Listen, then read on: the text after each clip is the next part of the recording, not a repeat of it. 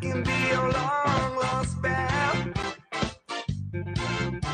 Well, I can call you Betty, and Betty, you can call me. You can call me Al. Call me Al. This is Call Me Al with Al Iaquinta. Oh, yeah. Fucking A. We are here. Barely. We're sorry we're late.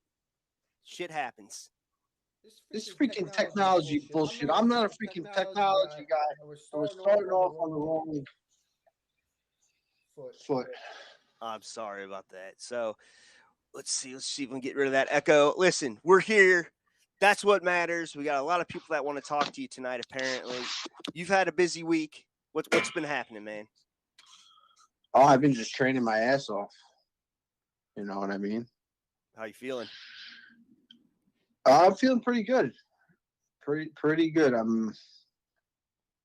What's up, Al? Bobby Green. Al versus Bobby Green. People are excited. I'm excited. But I have a question. Is it official? I haven't signed any contract yet, so It's breaking news. Let's see. You know what I mean? Well, I'm hearing a lot of echo. It's okay. It won't come in on. It won't come in. I'm having trouble concentrating. My EDD is all over the place. Shit. I'm sorry. Hello from Georgia. Gamajos. How do I turn up Happs? Like someone like the MMA Hour. I always love the MMA Hour. The MMA is great tech. I appreciate it. Bobby Green is going to get schooled. Yes, like that. Why do they announce the fight that no contract is signed? That's crazy business practice. It's Bush League nonsense. It's horrible. It's, yeah, it's terrible. Man. So, yeah, so I don't know. They're saying the UFC just announced it, but yeah, it's not. There's no contract signed. So, you know, Ariel, you were on the MMA Hour with Ariel yesterday. He had some theories about that. Interesting, because it would make you look bad, he said, if you were to pull out. Yeah. I mean, everyone's going to go, oh, I was scared to fight. Why does this guy fight? All these guys on Instagram. Let's see where they are. There's a bunch of them. Angelo Coppola. Get this freaking guy on. Get this guy in here right now. All right. Well, you're on. I'm going to invite you in, and hopefully this works out. Like I said, we are having some issues. We're gonna get this figured out by next week. We were on a good run, Al. Fuck. I don't know. Something with the camera, microphone, something. Listen, you've encouraged me to get back in shape just a little bit. I was getting a little too complacent over the summer, so I hit the old mountain bike here the last several days. Nice. Yep. I'm not in great shape right now, but I'm doing all right. So where you go on the street? Is there like a trail? I do like the trails, you know, out in the woods and whatnot, and then I do have a street bike too. I use sometimes. Nice. But, my 11-year-old likes to go with me. He's actually pretty good. It's easier when you learn how to do it young because they're easier with the turns and stuff. And I'm a little more cautious, and he's zipping all over the place and whatnot. It scares the hell out of me. But but even if at that age, if you fall, bounce right back up, no problem. Yeah. If I fell off a bike now, couldn't even imagine. I've had a few interesting. I almost cracked my ribs one time, and it was a little interesting getting out of there. I was about 6 miles deep away from the road, so it was fun. But I survived. I love doing it. It's an easy way to get into shape for me, anyways. You know, no hard running, no lifting weights or anything like that. Where are you at, Angelo? We invited you in. But if Angelo wants to call in, he can. It might be a little messy, but we can do it. He should be able to come in through the app. Yep. He's on the app. How do I join? Angelo, I invited you. Check your notifications. I'll invite you one more time. And it's easy peasy. You just follow directions on your phone, enable your mic, and you are in, dude. We're going to have a conversation with these Happs guys. Yep. We do. But I got to be honest with you. It's always the idiots that can't figure it out. Yes. The people that are smart, they figure it out. Nicky Knuckles, James Krause, Mike Chiesa. Yep. They all figure it out. Yep. The only guys that don't figure it out is Angelo Capola. You know? Well, listen, if Angelo can't get in, if you're on Happs and you want in, just in the comments, say I want in. Especially if you're one of the mouthpieces, I guess the commenting mouthpieces from the Ariel Helwani show. Oh, Styles is here. Styles. So should we just call him Styles from now on? That's it. Burks wants in. Oh, we're already getting that. They're already getting the. Oh my God. This is a comment you can't see, but they're already getting crazy. This Enus Castro says, "Look here, you retard! Don't fucking PM me talking shit just because you're average as fuck." Well, fucking hey, Eric, I'll get him in here. Come on, he's on Happs. I'm inviting him too. All right, the first one to figure this out is less of an idiot. Oh, Angelo's in. Oh, Angelo. Okay, let's see if he can Hello. do this. He's in. Hello. Oh my gosh. All right. You got to move it down on your face. Hold on, I'm sorry.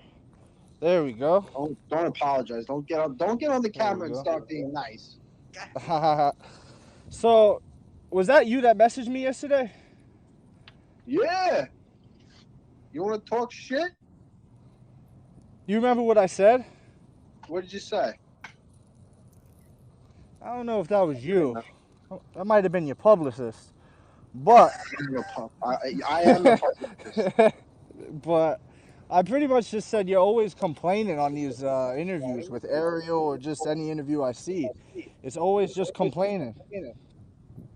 When's the last time I did an interview before this one?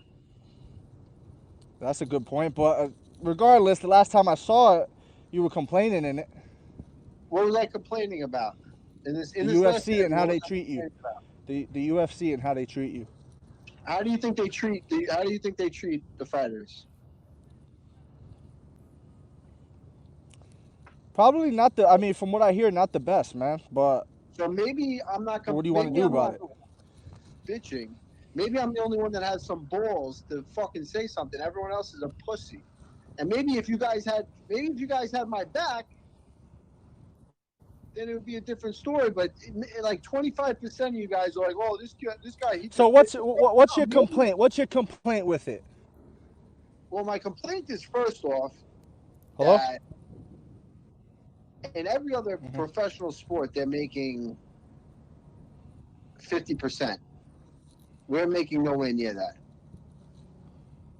Right, but those other sports make more money than you guys, respectfully.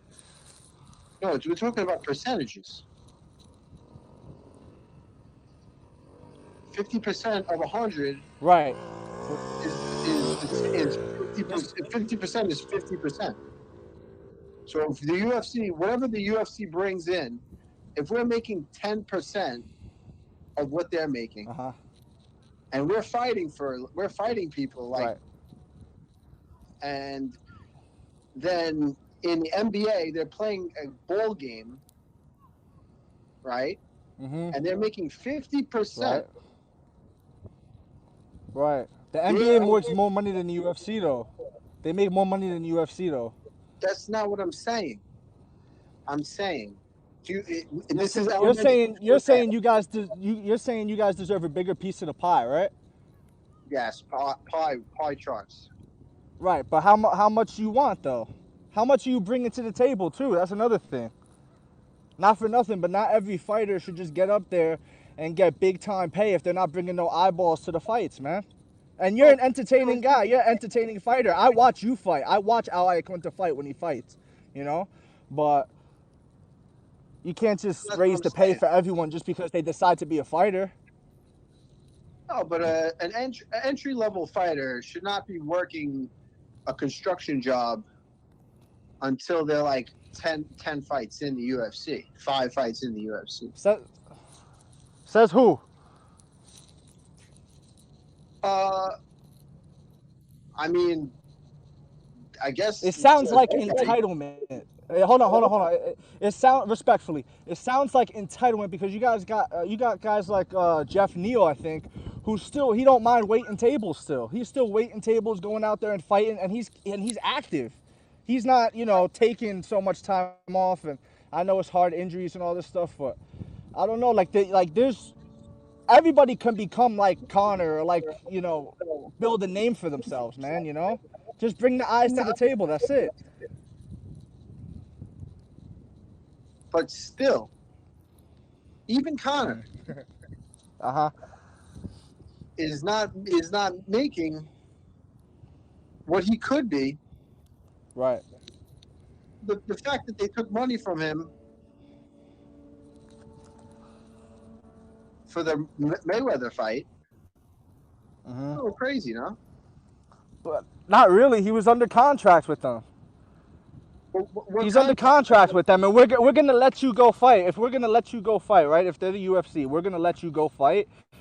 We got to get a piece of the pie. I mean, I'm not just gonna let you go make all that, But the UFC fighters, you got to see it from their angle. If Conor McGregor wanted to, he could fight out. I think he has 2 fights left on his contract. He could fight out the last 2 fights on his contract and then be good. He could do what Floyd did and make his own McGregor fucking proper promotions, whatever he wants to call it, right? He could do that and, make bigger checks if that's what he wants to do. But instead, he signs with the UFC, But there's a difference between being an employee and an independent contractor, and these things are totally different.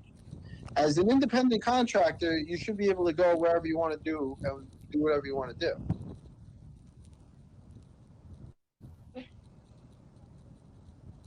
And it still doesn't, and it's not entitlement. What's your point, though?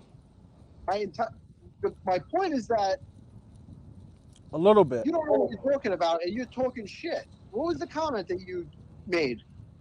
That I'm always bitching. How do I not? All I said. I didn't say you were always bitching. I said, yo, this guy's always complaining, which you are. I didn't say bitching, huh? Is it complaining though? Always complaining, Or is it stating facts? Yeah, it is. 100%. Stating facts. It could be both. It could be both. It could be both. But what are you doing about it though? Other than just, complaining about it and stating facts. Everybody else. Everyone just takes what they're given and they're like happy. And then 10 years from now, they're going to be crippled. They're going to have no money. They're going to be broke. They're bought, you know what I mean? They're not investing their money. They're not smart. These guys aren't smart. I'm fucking head and shoulders way above these guys. I see what the fuck's going on. These guys are they're like, oh, I'm in the UFC. This is so great. Well, get ready, bro. Get ready for 10 years from now. I've been in the UFC for 10 years. How many fights do I have? A bunch. I got a lot of fights. Hell yeah. I fucking sacrificed a lot of shit. So I know what the fuck's going on. So don't say, oh, this guy's always complaining, right? I fought 3 fights in 2 weeks on The Ultimate Fighter. Right. 3 fights in 2 weeks. Because I wanted to be in the UFC so bad, because I wanted to make all this money. And then what happened? I got into the UFC. But I'll tell you, go ahead. It was, you got to win. You got to win this many fights. Then you'll do you're always a level behind where you're supposed to be. Everybody. Connor at the top. He should be a level above where he is. He's doing fucking sick. He's making a lot of money. But he should be making more. And everybody. Entry-level guys should be making twice as much. And but then there's... Here's the thing, though. You could say that, but what are you going to do to get that? Other than just put your hands out and say, give us more money. How are you going to earn it? I started selling real estate. I said, this shit. Yeah, for sure. But UFC-wise, MMA, taking fights. How am I going to... You got to, listen, you got to fight against Bobby Green coming up, correct? Yeah. All right, if you go in there and you starch Bobby Green and you get on the mic and you start talking, I'm the guy that's been in there with Khabib, you know, like I'm Iaquinta, you know, like I think you could make noise. You could do that easily. Boom, you just got to put yourself in the position to do that. I don't think, you know, you got to put your hand out for, and I don't want to say begging, but you know, I don't think you guys got to do that. And how much would you fight Bobby Green for less than I fought 2 years ago? I fought 2 years How ago, much? almost exactly 2 years ago. Should I fight Bobby Green for less money? And inflation has gone up. So now the dollar's not worth what it used to be. But you did sign the contract though too. Is that fair to say? Yeah. See that you signed the contract. It's like there's no other option, and it's not going to change if I say anything. So I might as well go fucking crazy and try to get some. You know what I mean? How many fights do you have in your contract right now? I don't know if I want to get into that contract stuff. Okay, I got you. I got fights left. You got to talk to Ariel about that one. About what? Yeah, forget it. So listen, you got a couple fights left. If you win your fights, there's going to be no reason not to pay you. There's going to be no reason. Yeah, you've won on a 5-fight. Right. I was on a 5-fight win streak. So you want to just rest on your laurels? What's that? You want to just rest on your laurels then? You don't want to go out there and try to get more? You don't want to try, closed mouths don't get fed type shit? You don't want to do none of that? There's a happy medium. I can't fight if I'm injured and broke. Right. So you're saying you haven't fought because you weren't able to fight? I had surgery a year ago. Okay. So this is relatively, first fight. All right, go out there and stop Bobby Green. I just think, here's what I'm saying, because I viewed your story. This is why I wasn't sure, right? I got on. I wasn't sure if it was you that contacted me. I was like, whoa, Iaquinta, called me a big doof. It was funny. It was good. I was entertained by it. But then I check out your story, and, you post, some similar stuff. But you can't get caught in the complaining thing. And I just feel like every time I tune into your interviews, I follow the sport, and I tune into your interviews, and it's every time doesn't fail. You're complaining about how the UFC treats you, and I get it, but what are we gonna do about it? You know what I mean? Every fighter, they want to complain about not being paid enough, but what are you gonna do about it? You're gonna form a union? What are you gonna do? I don't see much being done. I just see a lot of complaining, personally.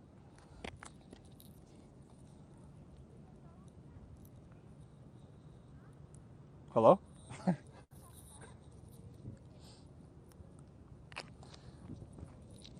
They're saying they can't hear you, Al. We lost you. Can't hear you. Sorry about this.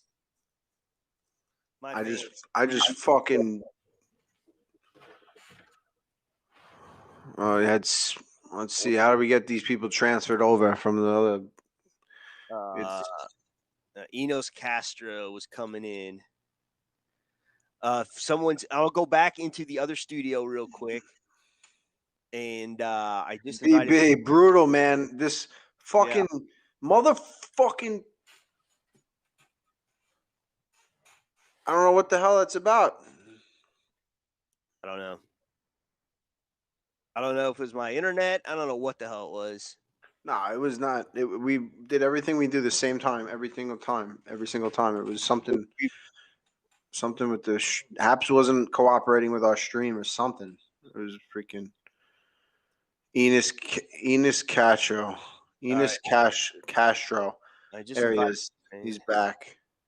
He figured out how to get in a minute ago too, so we just got him back in. I just re-invited you, Enus. This is a different broadcast, so you need to accept this one.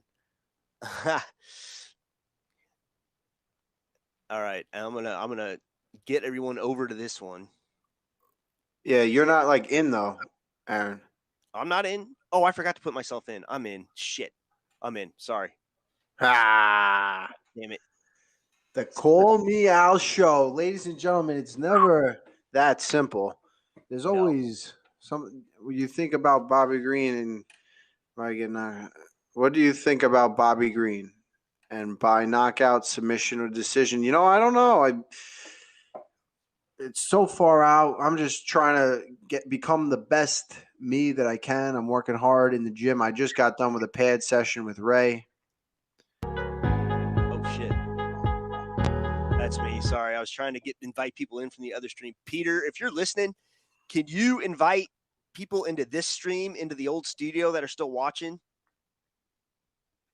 All right. So maybe he can do that.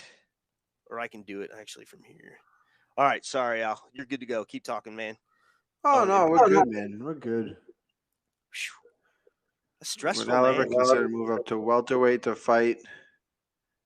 No, don't. He's look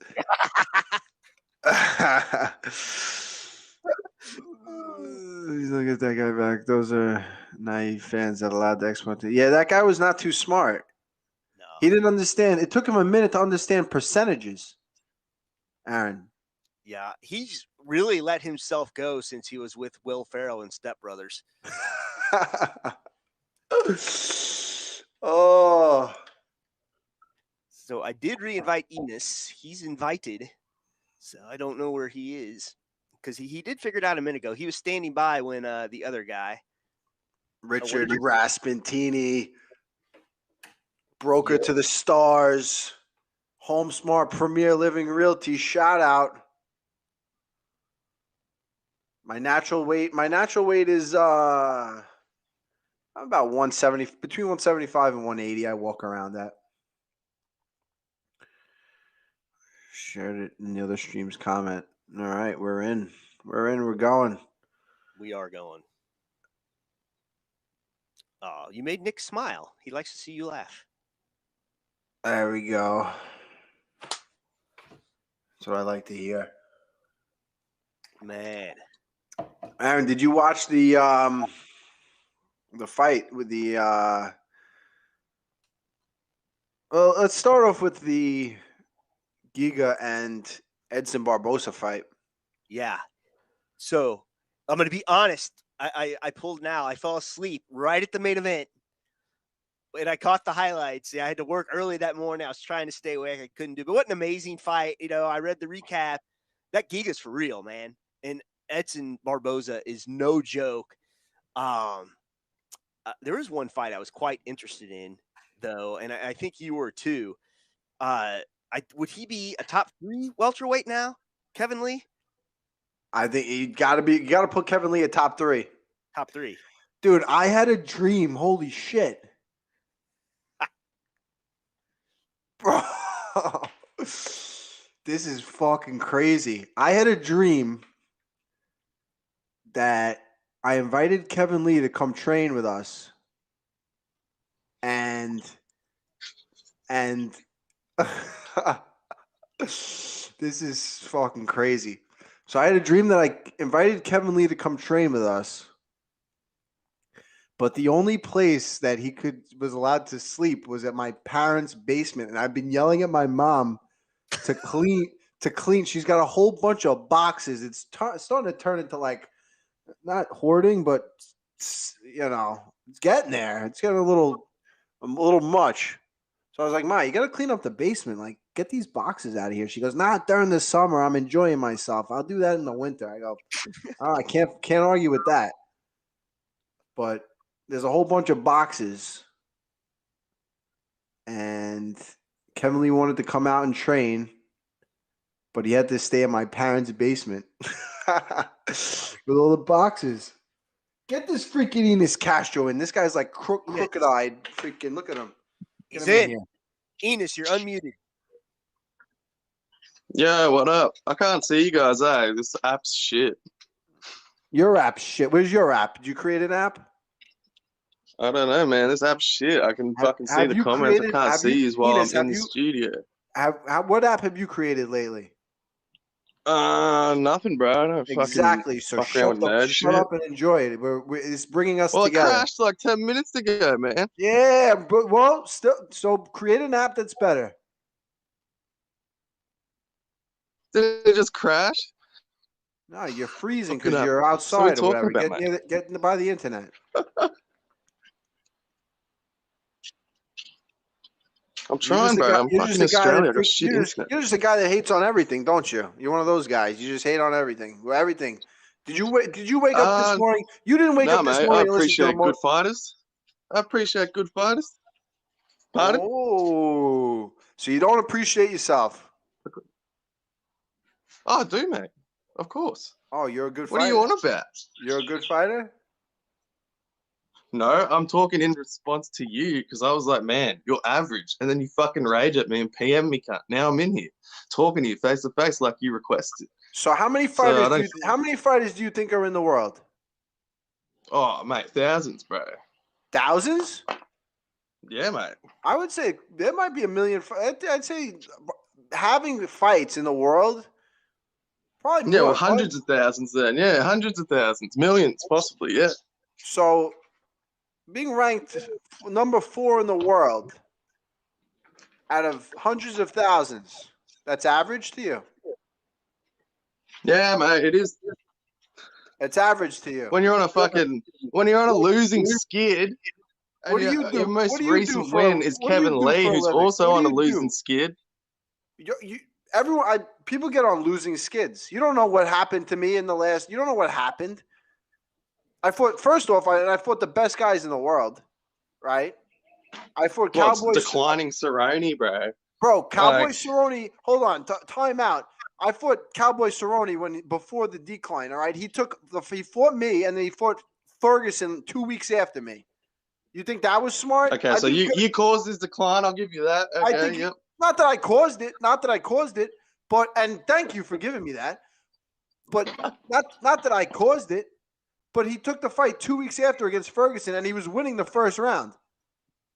So maybe he could have beat Ferguson if he would have taken his time and getting back. You know what I mean? The guy is a fucking absolute savage, unlike yourself, most likely.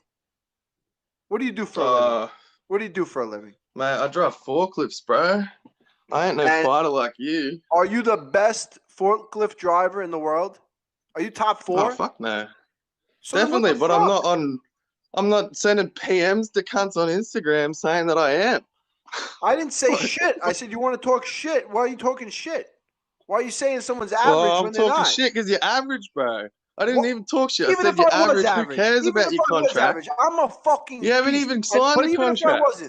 But even if I wasn't, right? Even if I wasn't, and if I was average, go back to your fucking life and go drive your forklift. What the fuck?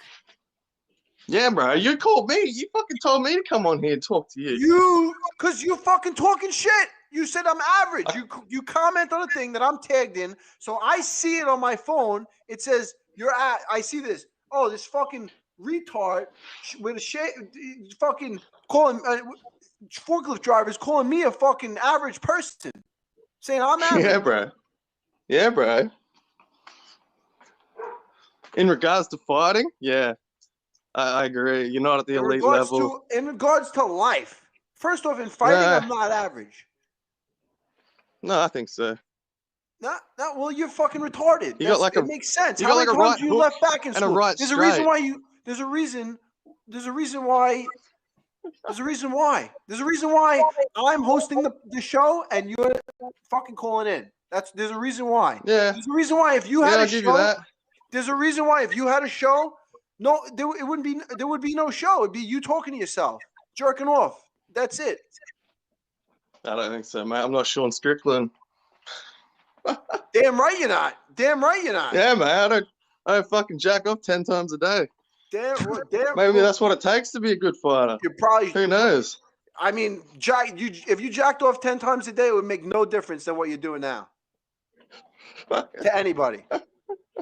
Yeah, I think it would. I don't think so. I think it would, mate. Nah, I don't think so. Mate, you've gone on a skid. You got to admit that you're average. You're not doing as well as you should be. I'm not on a skid. I lost. Well, you got one win out of fucking like 5 fights since 2018. You've had one win, bro. Bro, first off, who the fuck are you? I'm just some guy on the internet talking shit. Yeah. So shut your fucking mouth. Mate, Shut the fuck up. you're giving me the time of day. You're You're raging your at me, fucking bro. mouth. Oh, You yeah, shut your raging fucking out. mouth. Just go rage some more, bro. You're fucking raging out. I'm fucking raging out. You're damn right I am. You know who I am. You know who I am. Yeah, bro. You know what? You're You don't know. You only know. You wouldn't know me if I was average, guy. Raging. What's that? Mate, I fucking follow lots of sports. There are lots of average fighters, and you are average. Dude, you are so stupid. Yeah. Well, this is like going nowhere, man. I held up my fucking end. You sent me the link. I came in. I showed my face. I'm not afraid. So what's going on, bro? What's going on is you're wasting your time. You should be training. Bro, I just got done training. Bro, Oh, you're sure you wasting did. your time. You I should know. be doing something with your life. I fucking train. Yeah, I know. I'm gonna get off this fucking in 2 minutes because it's boring as fuck, mate. You're average. You're an average fucking host. You're an average fighter, bro. I don't know what you're doing. Bro, you're nothing. You don't do anything. You drive a forklift. That's it. Yeah, bro. That's like fucking the majority of the population. Those are all your fans, cunt. That's average. You're average. I'm not Yeah, average. bro. I do fucking crazy average, shit. mate. I get in front of millions of people and I fight. If you dedicated a second of your life to something, but you're not. You dedicate your life to being a troll on the internet. This right now is the biggest fucking thing in your life. You're gonna be so happy. You're gonna tell your friends. I was on Raging Al's podcast. Yeah. Holy shit. I was on Raging Al's show. Oh my god. I couldn't. I'm walking around. My Yeah, I internet fucking didn't work. Bro, I'm sorry. My fucking internet's not working. Your fucking app crashed, cunt. So what are you talking about? Bro, what the fuck are you talking about? You're nothing. You're nothing. You should bow to me. You should bow to me. I've worked harder in one training session than you've worked out in your entire life. In anything. If I was a truck driver, you got a right hook and a fucking right straight. That's all you got, If I was a truck driver, I would fucking run you over 20 times. And if I was a freaking forklift driver, fucking things would be moving so fast. My boss would be like, how the fuck do those things move themselves? You're a fucking animal. You don't know anything what it's like. You don't even know what it's like. You have no fucking clue what it's like to be an animal. You're nothing. You probably sit there. Right. You probably get there late. You probably fucking talk shit to people. You're probably hating on your life. That's exactly right. You sit there. You hate. You know me, bro. I do know you. I know you. I know you. Yeah, You're you a fucking shit know me, talker on bro. the internet. You're a little shit talker on the internet. Yeah. And you're fucking raging now, bro. And you're fucking raging. And you damn right I am. You're damn right I am. And that's why the fuck I got to where I'm at. Do you see where the fuck I am right now? You see where the fuck I am?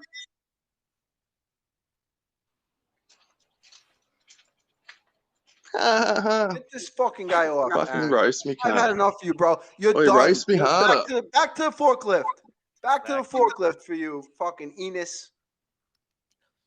Holy shit. I think he's still talking. He is uninvited. That guy. Woo. What a miserable human being. Wow. Average. You know, I'm kind of disappointed in myself. Yeah. Those are the people that you really need to uplift. Yeah. And I'm disappointed that I just I didn't turn. There's a turning point where I should have said, listen, I should have been a therapist for a second. And I should have said, Enus, Castro, what's wrong, man? What's going wrong in your life? Yep. As soon as he said he drove a forklift, you should have been like, and how does that make you feel? That's what I should have done. Damn it. Usually, the internet haters, you'd start talking to them, and there's a breaking point where you realize, and I didn't. The guy, yeah. What are you gonna Good do? riddance. Good riddance. I mean, listen. There's nothing you could do anything in life. There's nothing. You know what I mean? There's nothing. There's nothing wrong with what he does for a living. It's just his attitude. I'm sure he's a person that's just like a miserable person. What is the percentage of the world that becomes a professional athlete in anything? You know? Yeah, he just. Well, you know what? He was enjoying getting me riled up. Well, you know, we're And here. you know what? I was enjoying talking shit to him. So we all had fun. Oh, VBMMA says 0.1% of I guess the world is a professional athlete. I trust James Graham wants to come on. I invited him. He is not accepted as of yet. Truth Smoker wants to call in, but I told him we may wait because we're supposed to be talking with the great Jared Cannonier in just a couple of minutes. Oh, you know what? Enos Castro's here. If you want to bring him back on, I want to apologize to the guy. Okay. I'll re-invite him. Bring him on again. We're going to apologize. I'm going to apologize to him. Yo, he's saying thanks for roasting me now. Maybe it was a highlight, but we re-invited you.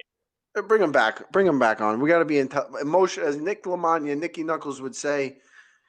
That was Raging Al. Now we're gonna get emotionally intelligent Al. My heart rate has come down.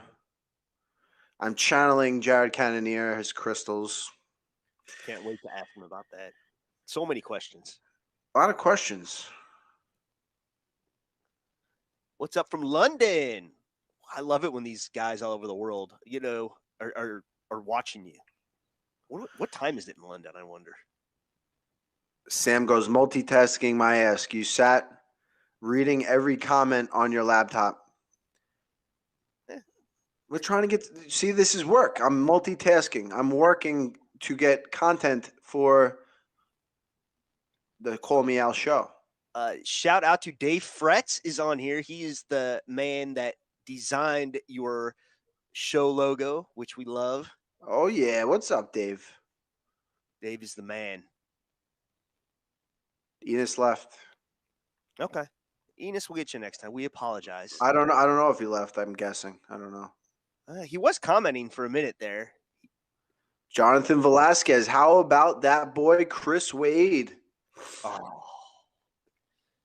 I guess we haven't. Have we talked about Chris Wade? I don't know. We haven't talked about Chris Wade. So I texted you the night of the fight because we were almost geniuses. We said if Bubba hangs his head the way he had been, he's going to get caught in that guillotine by Chris Wade. And you said that Chris Wade had a sick guillotine. He almost got it. But alas, that is not how he won the fight. But, man, is Chris Wade on fire. Yeah. He, yeah. How do you win the fight? It was, I thought it was rear naked. Pretty sure, or was it decision? I can't remember now. These fights all come together, but let me look it up real quick. No, it was a decision. He was holding his hand up. He had him. That's right. He had him against the cage, and he had his finger up. One more. He's got to win one more fight for $1 million. Chris Wade, a guy who had a tough schedule in the UFC at 155, fought Islam Makhachev. Yep. And it seems like these Russian Dagestani guys are his kryptonite. So I'm really excited for him to win the $1 million against this guy that he's going up against. I forget his name. His name, I'm going to guess it's Magomed or Magomed something. I'm going to try to pronounce it. It's Molvid Kyabluyov. Like, I'm going to put it in the comment. I don't know how to pronounce that. But it's this guy, and I'll put it in the comments. That's who he's fighting. Oh, yeah. Movlid Kabulev. Very good. Sam, make me a chat mod. Now I'm echoing for some reason. Dang it.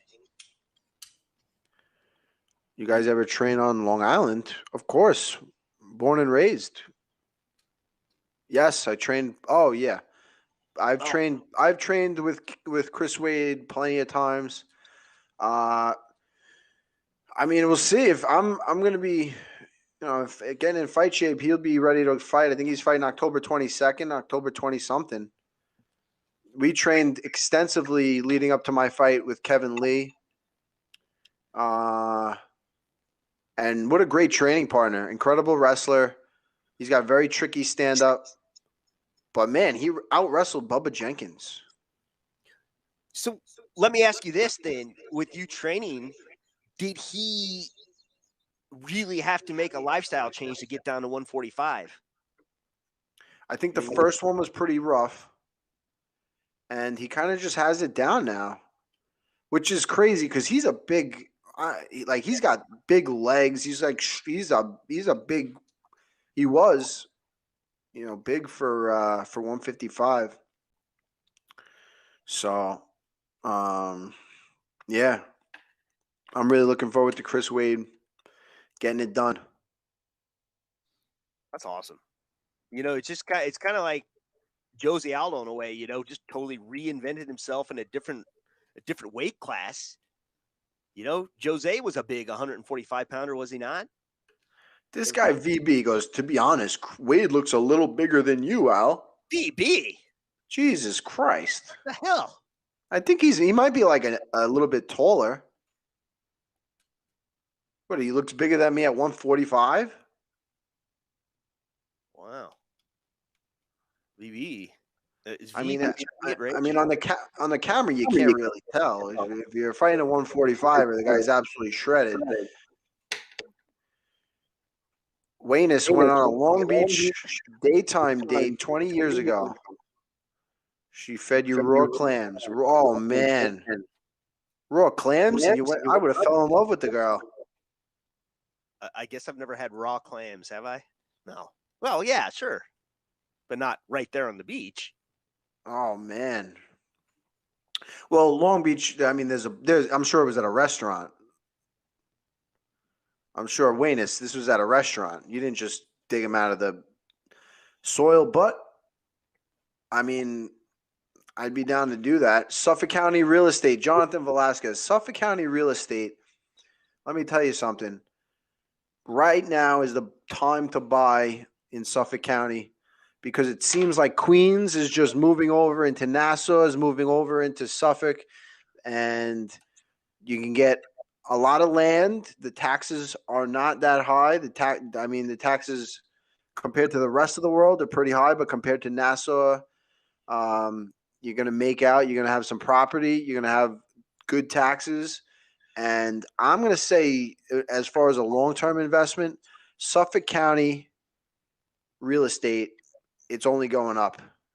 It's on Long Island. I think the real estate, it's only going up. They're not making any more land. If you want to live on Long Island, you got to pay these taxes. It's becoming if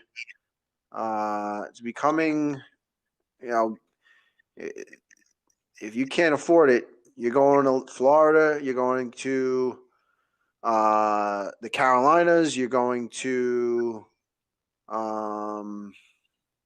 really anywhere else in the country.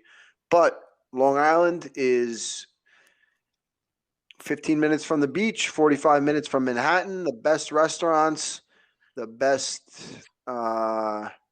it's you get what you pay for. It's and they're not making any more land on Long Island, so Curtis Hedge. Were you expecting a Curtis Horge the third? He says he's late. Who's that? I don't know. I guess you're not expecting him. Can I just say how you can go from raging to just lighting up about real estate? Boom.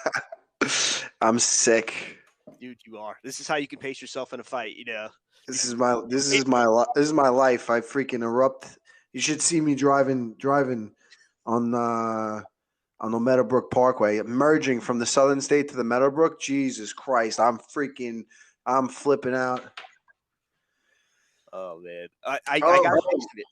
Jared Cannonier has entered the building. Where is he? He's subscribed. He's in here. Okay, hang on. Let me find him. Oh, here he is. Okay, Jared, I'm inviting you right now. And so, yeah, this is exciting. follow the instructions. This would be amazing. The great Killer Gorilla. He's in. Yeah, I invited him in the chat. Jared, I invited you from the chat, rather. So it should be hopefully. I don't know if you're on your phone. If you're on your phone, it should show up in your notifications that you were invited to join, and then you just kind of follow the prompts from there. Peter, can you give me better instructions than that if you're still listening? Smoky Truth is very excited. The Truth Smoker. Oh, we might have to. Yeah, tell him to hang on. Tell him to sit tight. I did. We got questions for him. That guy. Artisan, chilling ally Iaquinta. We Nikki Knuckles.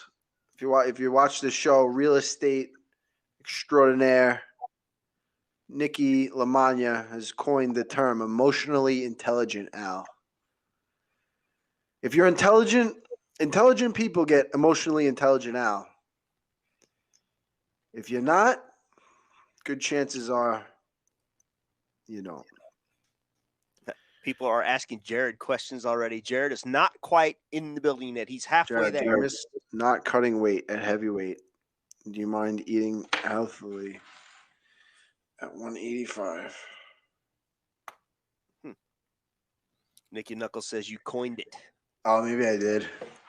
He had a great episode where he went on it might have been 20 minutes, 30-minute 30 minutes about emotional intelligence. And I felt like he was speaking to me. Just about dealing with people in business and really just dealing with people in life. The A-Game podcast with Nick Lamagna. You got to check it out. And you got to check out the episode on emotional intelligence. What new techniques could you expect in the next fight? Nick Gare says, can't give up all my secrets. I heard did you hear what Brendan Schaub said about Ariel, Aaron? Yes, I did. So Ariel, taking a page out of your book, telling Brendan to keep his name out of his mouth. I think he almost said the F word, but it was pretty close. And this was on an interview with he said the F word. He did say the F word. Okay.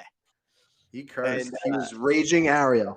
He was raging Ariel. He said, this is independent Helwani. This is, he's no longer chained down by the man.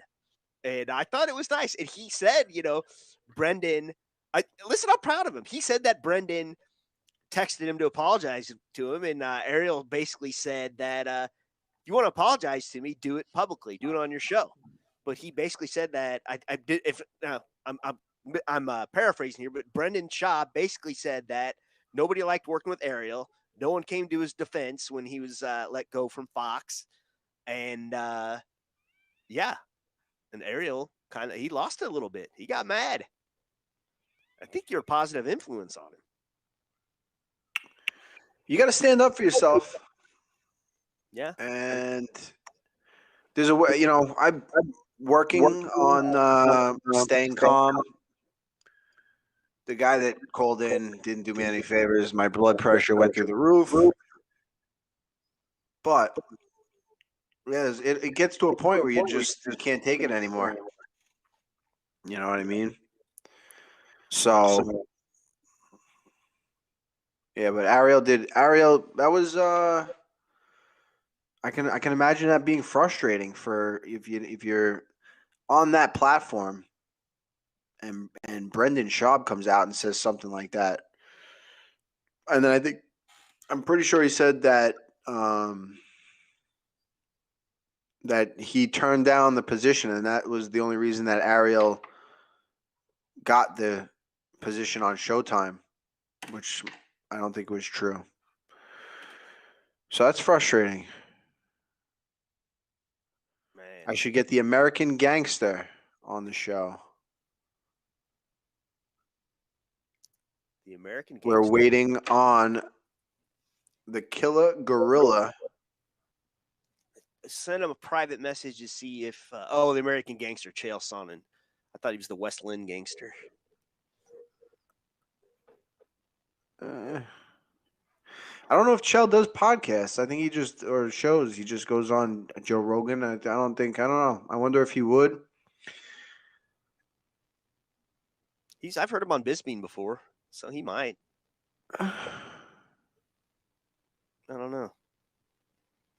Chael is I think Chael's in business for himself these days, and why not? No, absolutely.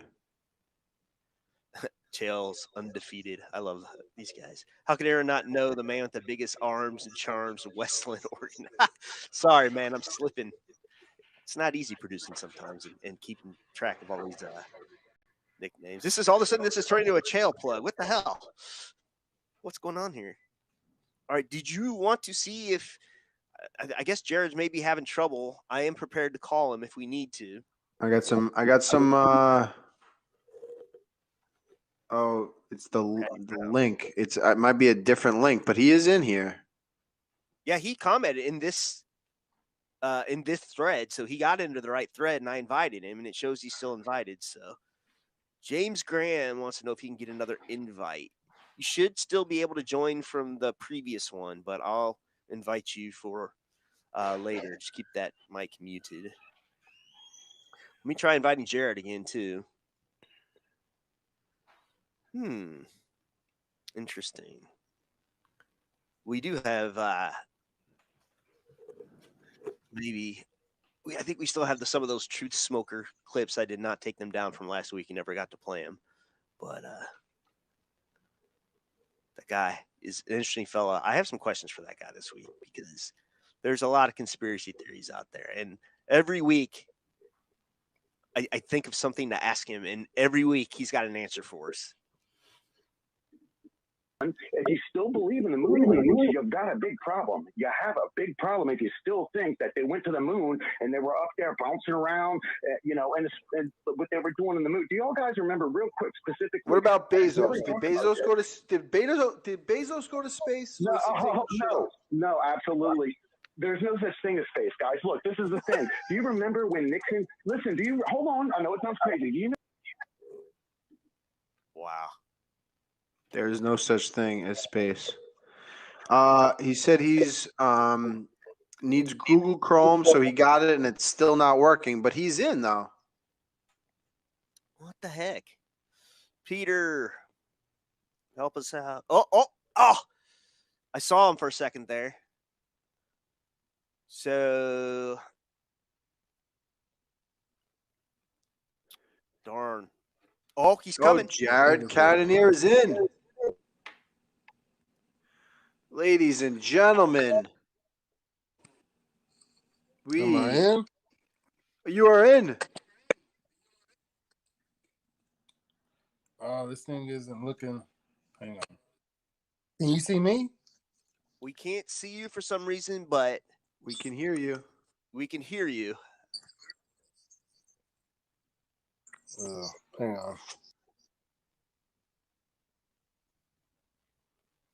But that's all right. I can throw. I got another picture I can throw up until your camera kicks on. If you want me to do that.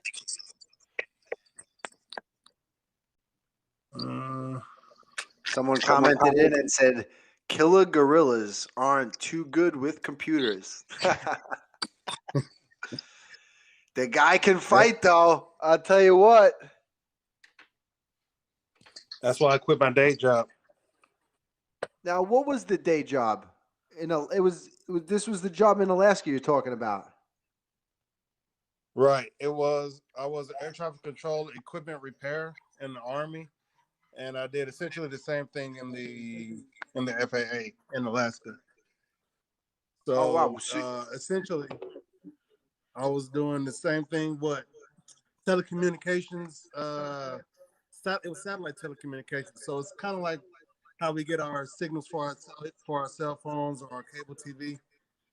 The company shoots the signal up to what's the damn thing's called? A satellite, and then it shoots it back down, and we receive the signal on our individual devices, and we get these displays on our stuff. Hang on, I'm up here in this. Was that your boy, girl? That's my boy right here. How many kids do you have, Jared? I got 3. Oh, nice. Yeah. 12, 9, and about to be 6. And where are you living now? I'm in Phoenix. Phoenix. Yeah. So the big news was you win your fight, and then you get on your mic and you say you're broke. What do you do with all your money? Well, you've been killing guys, man. You're on fire. Well, 2020 I wasn't too busy in 2020, and this is only my first fight of 2021, so I haven't been able to fight due to injuries and whatnot. But so that's essentially what it is. I've been living off, the money that I've made from my fights, and my wife doesn't work. Well, she used to not work, now she is. But it was just my income from fights. And my contracts are getting better and everything. So hopefully, in the near future, you guys won't hear me saying that I'm broke. Did you hear anything from the UFC after that? No, I haven't talked to anybody. I've only talked to my manager. And as far as I know, and this is the same before and after the fight, that after this fight, we'll be in a position to renegotiate. So that's where we are at now. I'm just waiting to get a call and say, hey, this is what we've been offered. And they're waiting for me to say yay or nay. So you're saying after this fight you're going to renegotiate, or after Kelvin, or after the next fight? No, after this last fight I just had. Oh, nice. Yeah.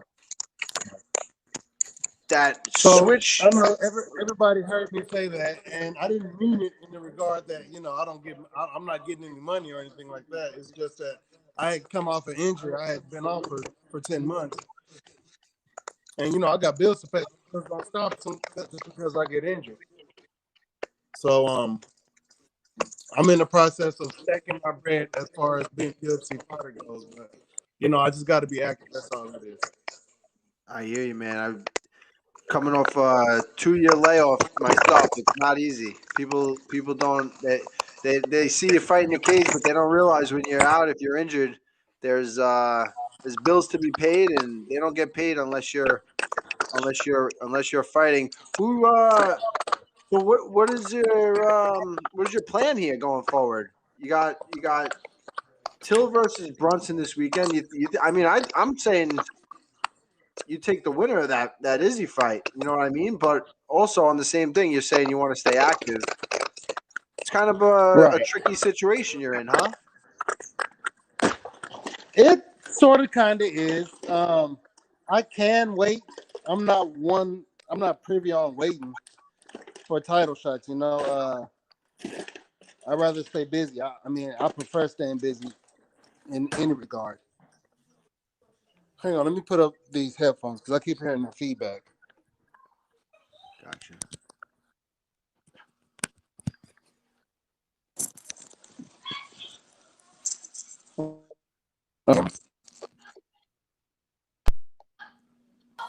Very good. Can you hear me? Gotcha. Yeah.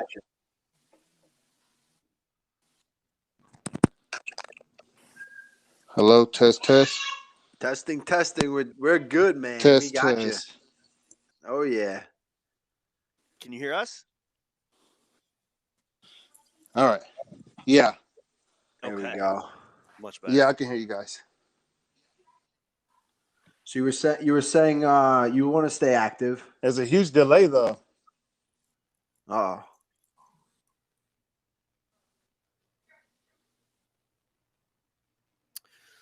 Well, shoot. I feel like we can hear you in perfect time, so sorry about that.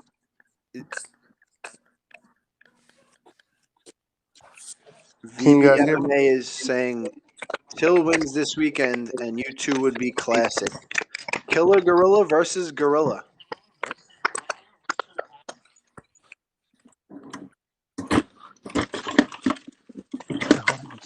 Headphones I had.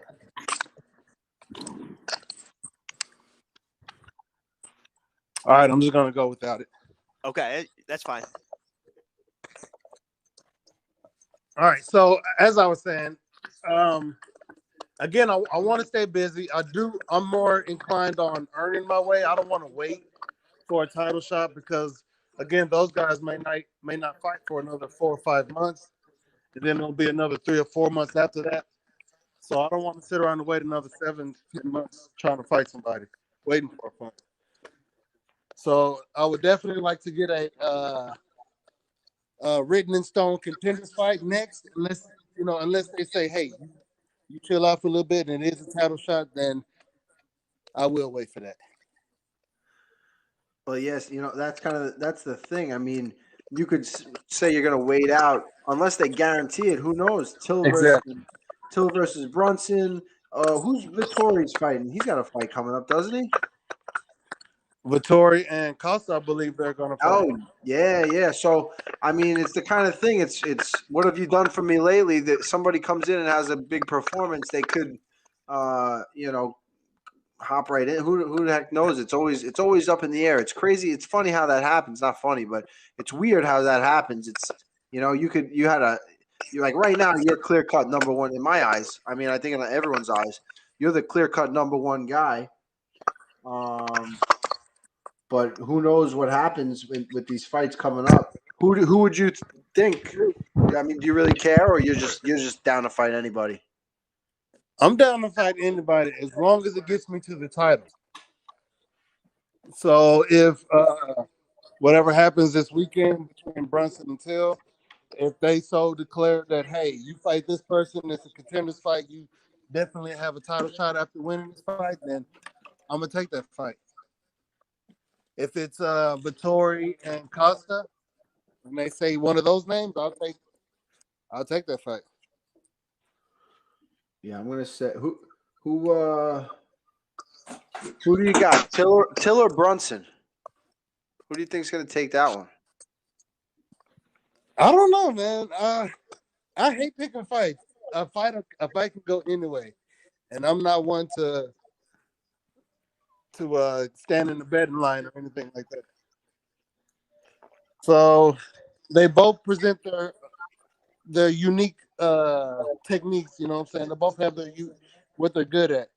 And Brunson is evolving as a fighter. You know, he's got that new camp down there at Sanford MMA. So I expect to see a better version of him. You know, in the past, we've seen he's been more of a dominant wrestler and a very wild striker, but he's starting to get a little bit more control over himself. And he was already a top level athlete. He get control over that and aiming with some precision, he could be real dangerous. And the same goes for Darren. You know, with him not cutting as much weight, he's, I guess, more of a natural fighter, if you will. He doesn't have to fight in a compromised state. So that fight can go anyway, man. I can't really say one or the other is going to win. I don't care which one wins. I'm not like more of a fan of one than the other. So, you know, may the best man win. May the best man win, and God forbid if they match them up with you next. Well, I hope they do. Those are two big names. They're going to draw a lot of attention and, you know, allow me to earn yet another paycheck. Absolutely. Aaron sent me a video of you post-fight. I forget who you were talking to. Aaron, help me out with this one. I don't know. What did I send you? It was the post-fight with the what were you holding in your hand? It was some sort of stone. The crystals. Oh yeah, I think it was maybe one of the post-fight shows. It was one of the post-fight show. Give me a little insight into that. Well, Where can I begin? Stones are magical things, and they have spirits in them. And if you hold one tight enough, you'll get the spirits in you too. No, I'm just bullshitting. But No, come on. I was going to freaking God damn it! get a I was headed stone. to the store. I mean, there's no, but stones are elements. You know what I'm saying? We just see them as rocks and stones and shit, but these are elements of the earth that are formed in a specific manner. They have a specific energy signature, and those energy signatures, I don't shit, put off a certain energy signal. and you harness the energy and you make a big spirit bomb and you fling it at whoever don't like it. dude. If you're doing it, I'm with it. No, but one thing I will say though is that if one is interested in it, one should do his or her own research and finding out what aspect of this appeals to them. So it's personal to me. So I don't want to say this is what you got to do to enjoy it the way that I enjoy it. Again, it's personal to me. So one has to do their own research and find their own way, and then get from it what they want to get from it, and not what I get from it. I'm with you, man. I was in San Diego, and they have those. You were walking on the board. It's kind of like, I don't know if it's a boardwalk, but it's whatever, right on the shoreline, and they have those little shops set up. And I grabbed a necklace, a tiger eye, and she told me the tiger eye helps with anxiety. And dude, I put the thing on. I felt good. I don't know if it was just happened to be Placebo. the placebo effect, or Yeah. whether you know what I mean. But or whether I just had that thing on and I just you feel it, whatever it is. But I'm with you. However it works. Now, where do you get a stone like this? Give me more. Give me more. Well, let me see. The Crystal Council is one of the companies that sponsored me, and they actually recently relocated from, I think they were in Massachusetts. They were somewhere over there on the East Coast, over here to Vegas. So that's one of the main ones who give me who I buy stuff from, and there's a bunch of different like handmade craftsmen and women who you can find on Instagram. You just Google some shit in and find some. I don't know any. There is one actually. His name is The Life of a Stoner. The And Life of a Stoner. Yeah, that's his Instagram page. So it's The Life of a Stoner with DA Life of a Stoner. So he sells some nice cool pieces too. Would you consider yourself a kind of like a hippie, Jared? No, I'm no hippie, man. I was born and raised in Dallas, Texas, in the city. In Oak Cliff. So I was raised listening to Texas rap, DJ Screw, and all the cats from all the music from the South. UGK, MJG, all those guys. So no, I ain't no hippie. I ain't nothing like that. All right. I did the stone thing kind of took me by surprise. I was like, wow, if Jared Cannonier is into this, there's something to it. Are you like are you a ayahuasca guy? Have you ever done ayahuasca? I've never tried ayahuasca, although it is on my bucket list. Me too. Yeah. Me too. I've never done it or like DMT or anything like that. No, I haven't tried DMT either. Yeah, I feel like it would be. I feel like it'd be good for me. Yeah. The only thing I've done is weed and shrooms. I'm with you. I'm with you there. I don't have a plug. I don't have a steady plug for shrooms, so that's very few and far in between for me. They've got these chocolates now. Yeah, but I don't really like chocolate too much. I don't like eating too much of it. The mushroom chocolates. Oh my god. Boy, zoom. Phew. There's this echo, man, on this feed that I'm hearing, and it just sounded like woo, woo. Oh Woo. man, I don't know why we're getting that. That's not good. VB MMA is asking, "Are you religious?" No, I'm not religious. Religious is a man-made construct, much like politics, and I refuse to engage in religion. It's a control device. I'm kind of with you. There's a lot of wars been started. First off, over religion. I mean, I think the general idea is good to keep people, keep people following a certain structure To and doing bring the right people to thing. heal. What was that? Yeah, to bring people to heal. Yeah. To bring, it's definitely.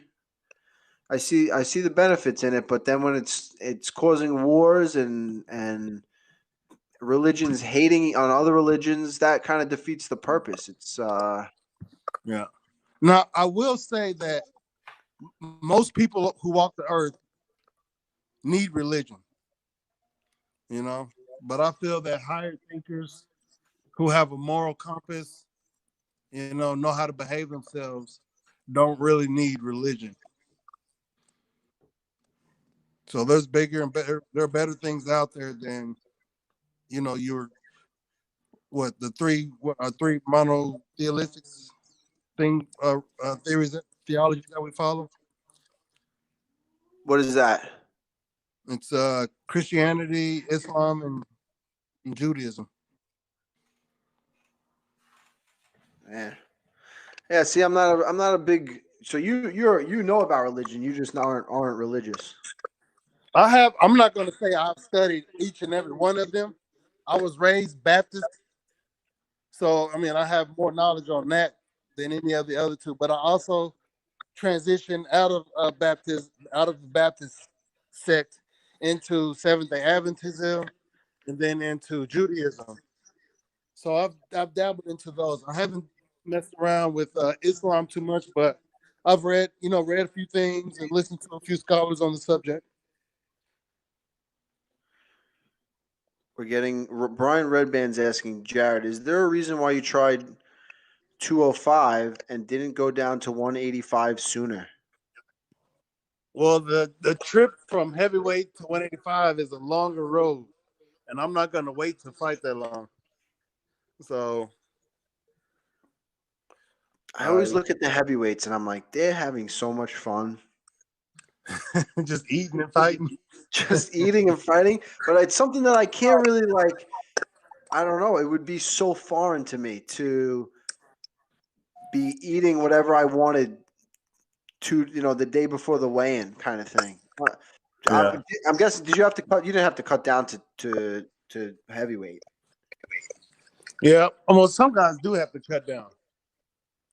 Did you? No, I was never I never fought over the heavyweight limit. Okay, so you were always you were always walking around under 265. Yeah, like 50, 45. And then whose idea was it to drop down to start dropping? I mean, because you were having success, right? At was it one fight? At heavyweight? In particular, that was like you were like, all right, that's it. I gotta start going down. Oh, well, I lost my debut, and then my second fight was in Croatia, and they had 3 other heavyweight fights on that card, and it was the most prominent dudes who we see now. It was the champ Francis Ngannou. He fought Curtis Blades, who was an animal, just big as hell. Derek Lewis fought Gabriel Gonzaga, and Ben Rothwell fought Junior Dos Santos. So being on the same card as those guys kind of put it in perspective that I don't need to be fighting at heavyweight. I'm not. I've always known that I'm not a natural heavyweight. So I just went ahead and made the changes, got disciplined, learned how to eat better and live better, and got the weight down. And then from 205 to 185. I mean, that's a lot of weight from two. Where you must have been like 240, right? Yeah. Yeah. Well, when I moved down to Arizona, threw myself into the new program, and the body just started adjusting.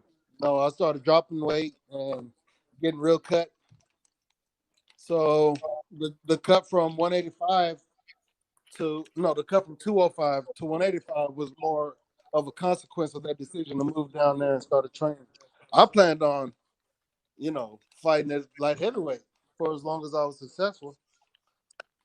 Al, we have a caller that would like to ask a question. We call Bring him him in. Bring him in. Smoker.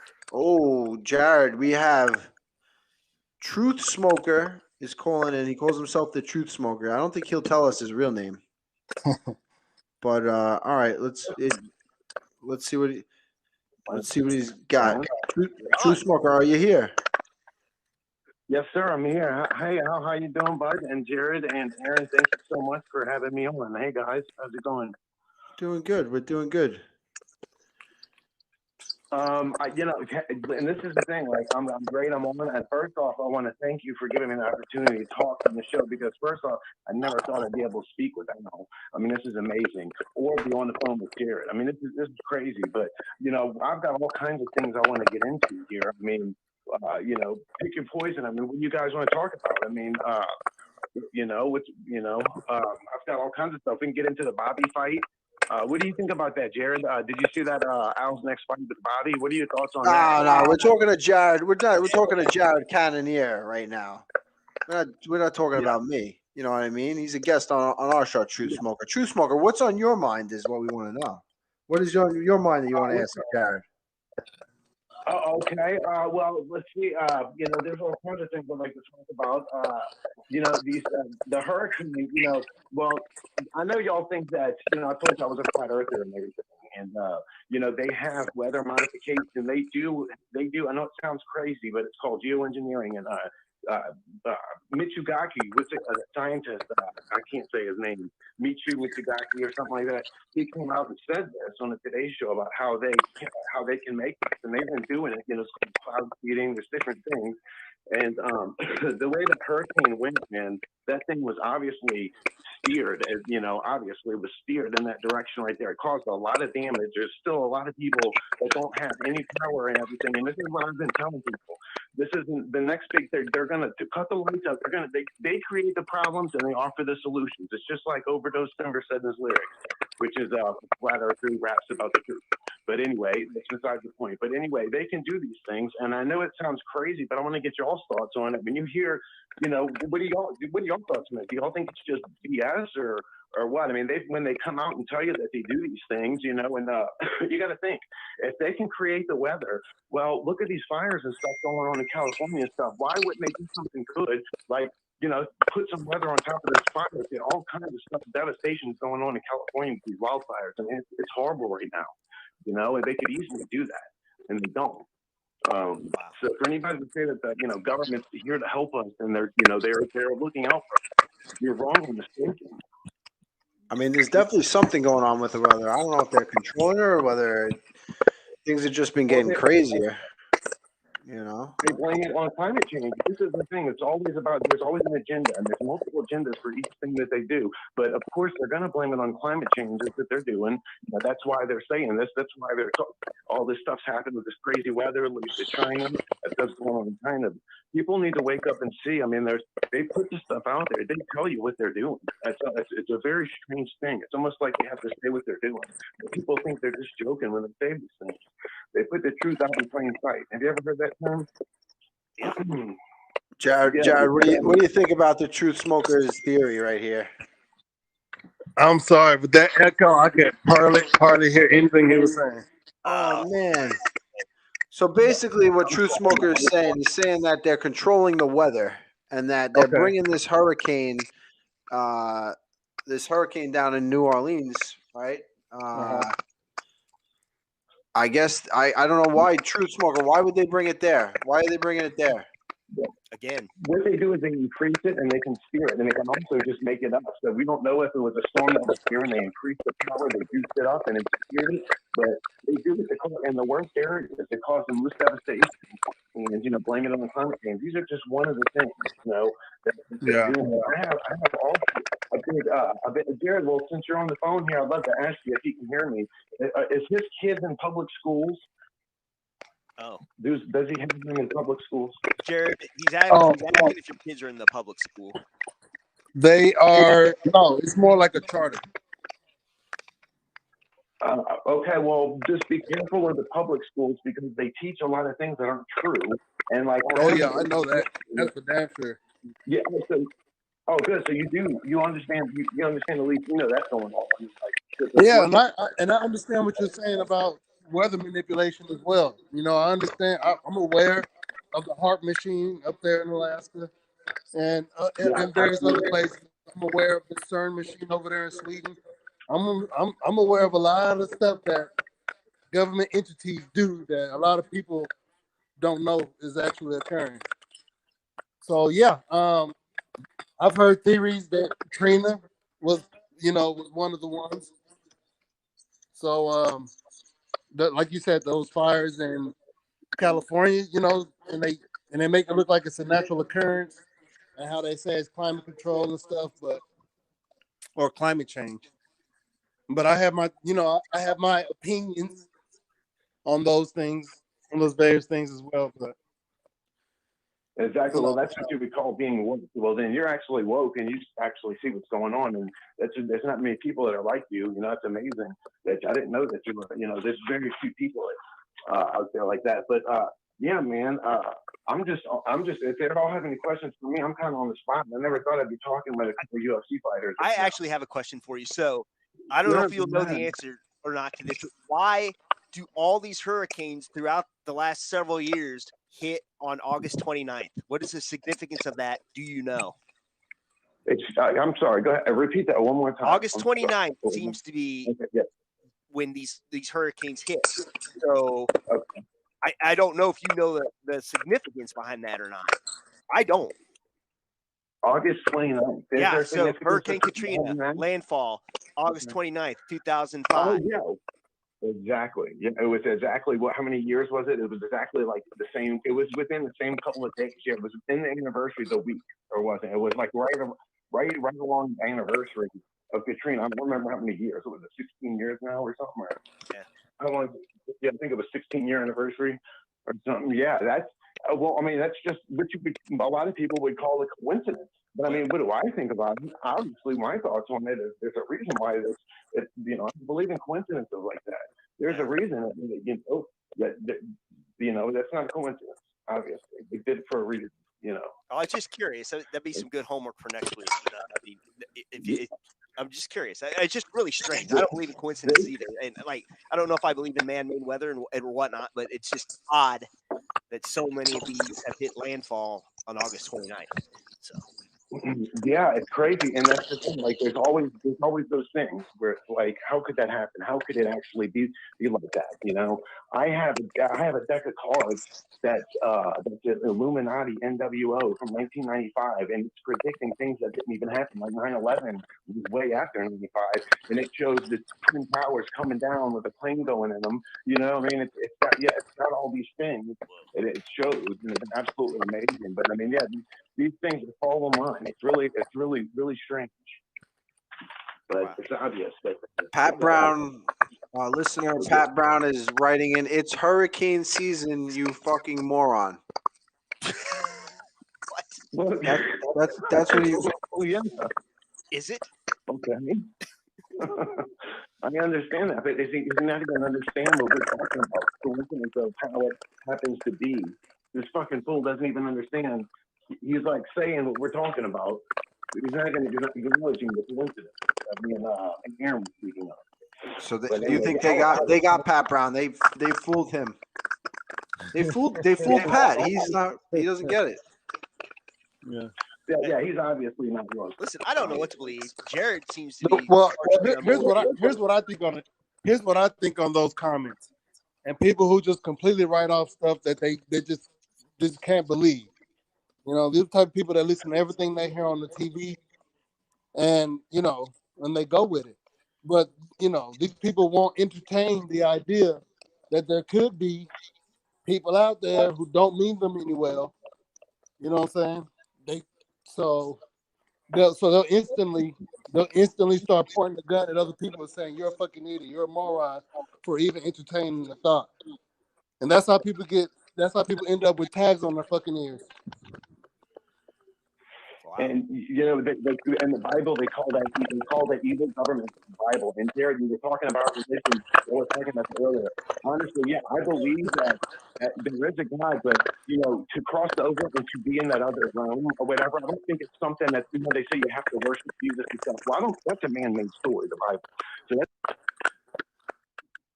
I didn't they say the earth is flat in the Bible. I mean, they tell you that. You guys aware of that? Did y'all know that they speak about 16 different times about how the earth is flat and stationary and there's a firmament over the top and the earth is flat? It speaks of that in the Bible. I did not know that. Yeah, Psalms 19:1 is if you look at the quote up, it's heavens declare the glory of God and the firmament showeth his handiwork. And if you look the firmament up, you can Google the firmament. It even says it's a biblical reference to the dome, which is over flat. And there's 16 other references in the Bible. So this is what I'm saying. I see people working in the Bible and stuff like that, but they're not going by what the Bible says in it. So that's why I think the religion's bullshit. Religion is a man-made thing. When I look and I see all the lies being told these days, I look around and I see all the lies, the manipulation with their spraying in the skies and shit, those chemtrails. That's not fucking condensation. I see what's going on, so it makes me really think that anything that's my man, I don't trust. Yeah. Well, in the Bible, I feel you on that, but you also have to also be aware of how religion is constructed. It ain't all bullshit. They've taken truths from a lot of different ancient societies and put it in that book, which is why that book is so profound. Which is why it works. So there is still good in it. You know what I'm saying? But like I said, like a lot of people can't function without it.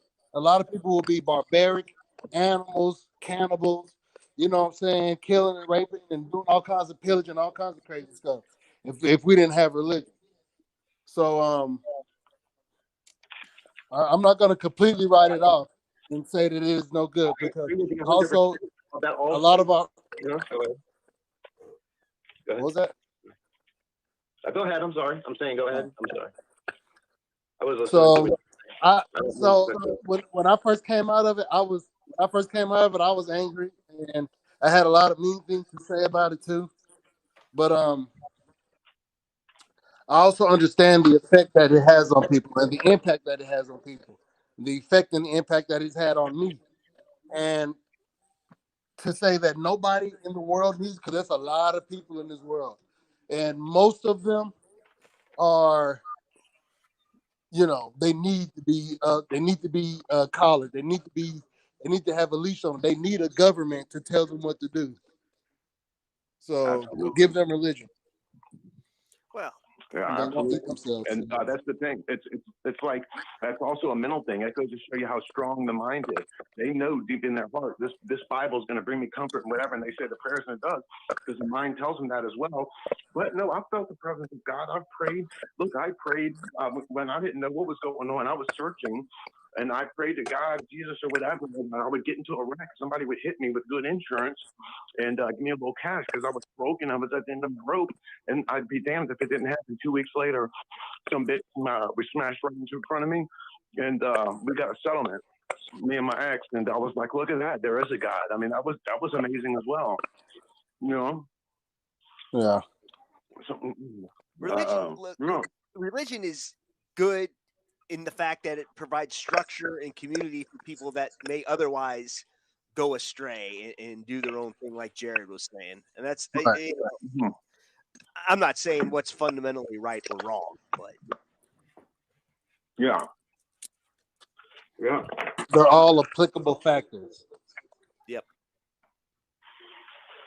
But they talk about a firmament. That's exactly what I was saying. I was saying there's a lot of truth in that Bible. So that's what makes it confusing. That's why I was searching for so long. But yeah, they talk about the earth being flat. This is a fact many times in the Bible. and they're teaching the ball.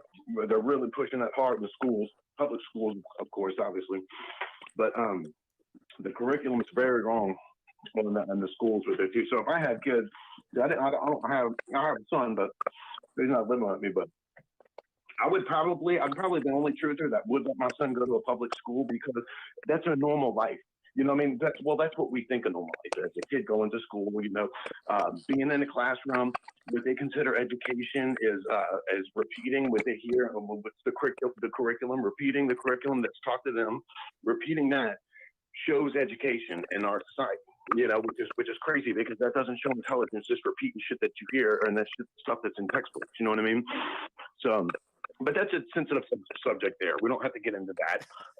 There's all kinds of things we can get into though. But I think school is for certain people. School is good depending on what you want to do.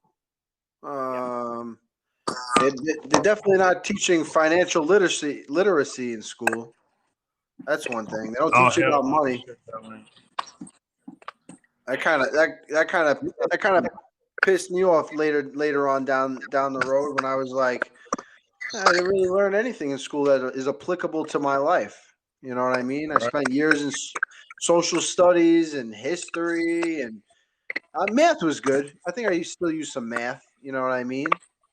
But in real life, unless you're gonna go to college and do that whole thing and get a job, benefits, they teach you how to be. They teach you how to be a certain type of person. That's for sure. And not that it's a bad thing, but I think there needs to be more variety. People should be made aware of what's happening, I think when you compare humans to animals, when you see animals, when they're kids, they're playing, all the play that they do is to prepare them for adulthood. They're going to do the exact same thing, but it's going to mean life or death when they're grown, when they're grown-ups. You know, this, what they call it, was it primary education? I can't think of the right term. But public education or whatever you want to call it, it's like a conveyor belt system. You know what I'm saying? You know, it makes good Americans, I guess, gonna go to school and pay for college and then get a job to work for somebody else until they turn 50, 60 years old so they can retire and then, take the time to live out the rest of their life. But I think that's completely ass backwards. I think our youth is supposed to prepare for that early adulthood when we're supposed to get up, go out, and learn about the world, learn more, and implement the skills that we learned as a kid in the world. But they got us going to school as soon as we become young adults. And then we become 30 years old, we're just now beginning a career or some shit. It can definitely limit certain people as far as creativity and the potential. Yeah, 100%. 100%. I'm getting a question from Gene JJ. He's asking Truth Smoker about Operation Highjump. Operation Highjump, was that the guy that okay, Operation, I'm trying to think of what that is. Was that the Antarctic thing, the treaty thing, the Highjump? Yeah, that was with Edward, that was with, what's his name, Byrd, Admiral Byrd is his name, and I think that's, or I'm not sure, no. Yeah, I've heard of it, and I know about it, but that's just a story that's out there. I don't trust any history that's been told to us that's in the books like that. That's just an example of saying I don't trust any of that shit. Anyway, yeah, that's something exposing supposedly UFOs or something, if I'm not mistaken. What was that? I mean, there's so much research that I've done. I do remember the Operation Highjump. It just was not which one it was. If it was Admiral Byrd going to Antarctica or what it was, or what it was, but. Since we've got Jared on the phone, man, what was that like being in the octagon throwing down with Kelvin Gastelum like that, man? Is it hard or what, man? I wouldn't say that it's hard. It's never hard to get in there and do the thing that I love to do. So, no, it wasn't hard. Kelvin definitely tried to make it hard to get the finish. But he's as asking far if as getting in I'm sorry, go ahead. I think he was asking if he hits hard. Oh, does he if hit he hard? I was asking how does it feel being in a octagon with him swinging like that? How does he hit? Is it powerful or what? Like how does it feel? Does he hit hard? Not hard enough. Yeah. That's exactly what I was asking. I feel like, Jared, it hurts when you hit somebody, but also when they hit you, it hurts them. You just look like you hurt. Yeah, when I Jared hope swings, that's the truth, man. I hope everybody hurts whoever hit you. And that switch stance right hook. Ooh. Yeah, I had to go with I had to switch it up and use the power hand for that hook because Kelvin, he's really good at fighting opposite stance fighters. Like he's southpaw and I'm orthodox, so it felt like he was doing a really good job of closing that door for me to get around that angle, get that lead leg on him. So that's why I decided to start switching a lot more, and that hook was there. I have a question. So, having fought Kelvin Gastelum, do you think he's undersized for middleweight? Especially, asking you, especially since you sacrificed and cut down so much weight to get to middleweight yourself, should he be better suited for welterweight?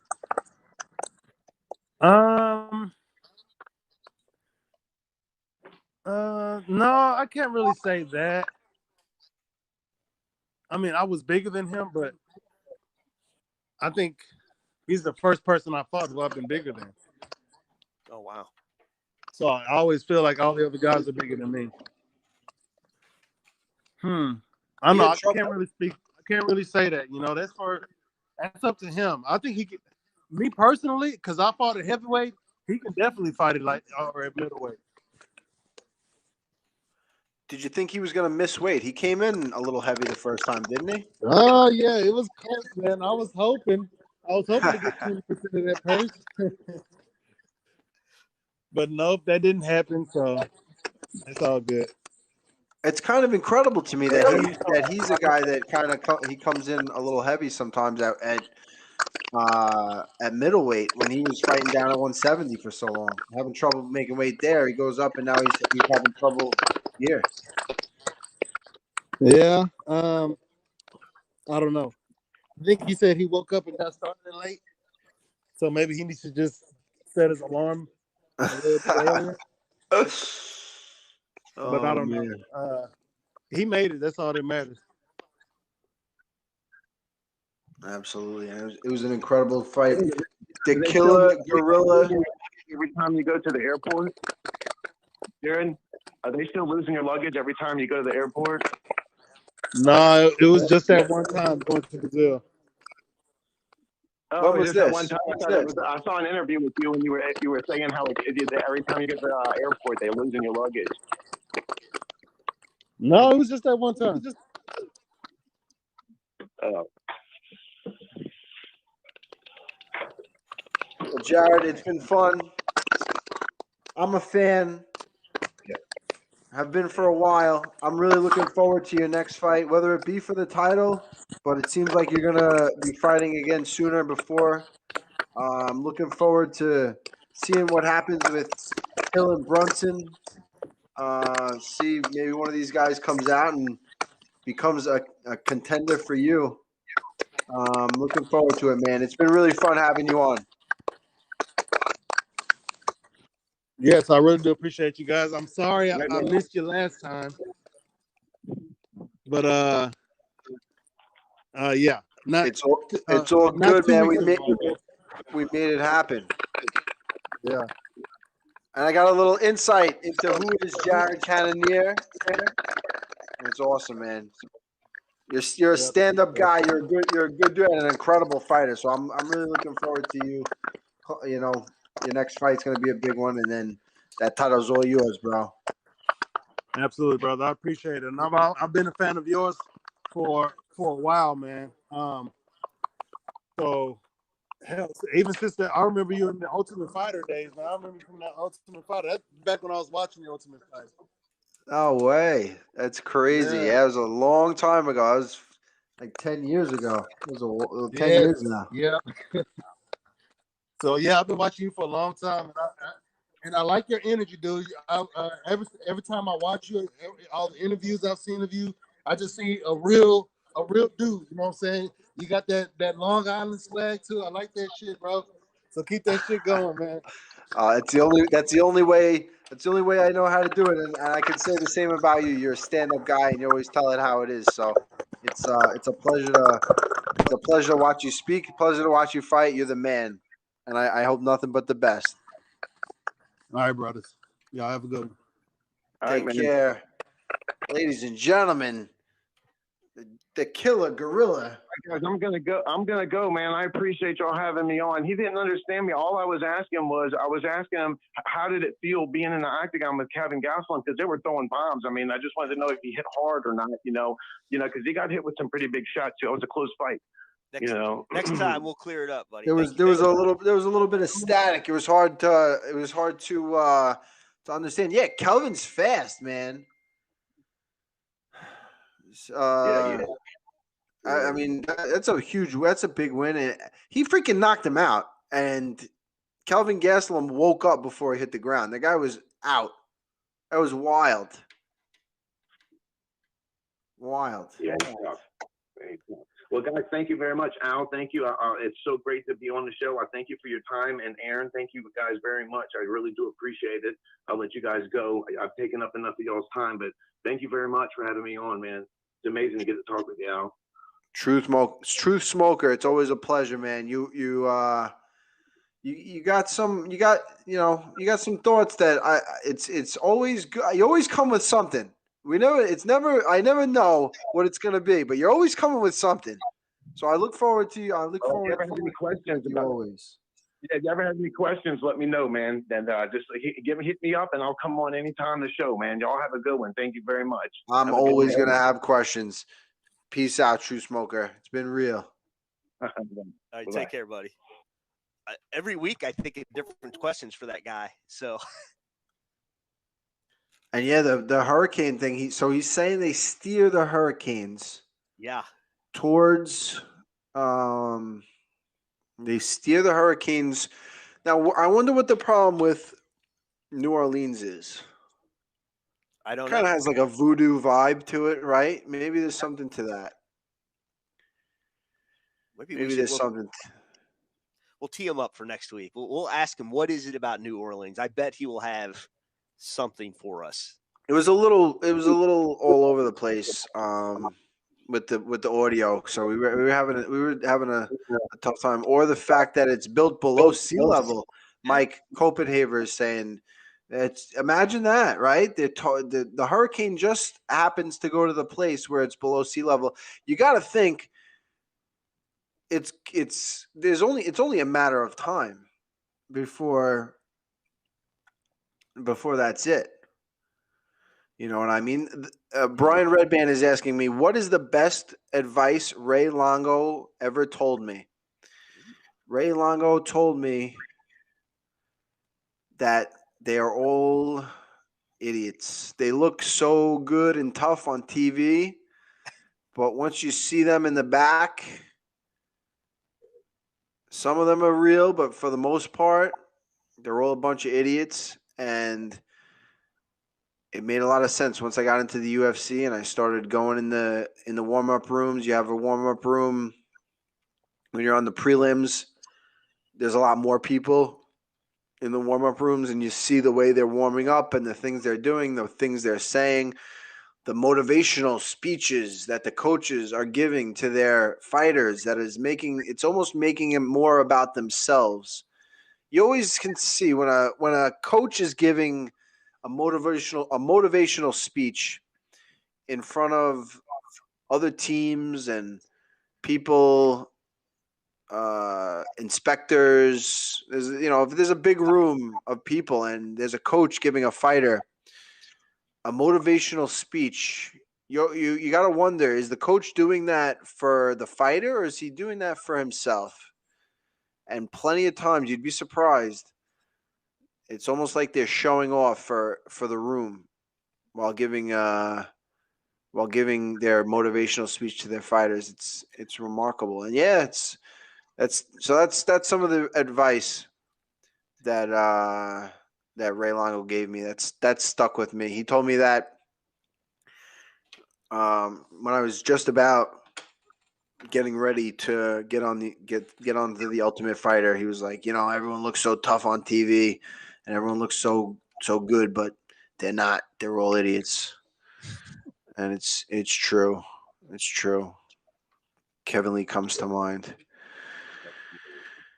I don't want to be an asshole, but I'm calling bullshit on the Jared Cannonier. He knows for a fact his luggage got lost twice in a row. He said in an interview before he fought somebody. I forgot who he fought. All right, so they lose Jared Cannonier's luggage from here time to time. It happens to all of us. I think I've had my luggage lost a few times. They actually delivered it to my house. Oh, wow.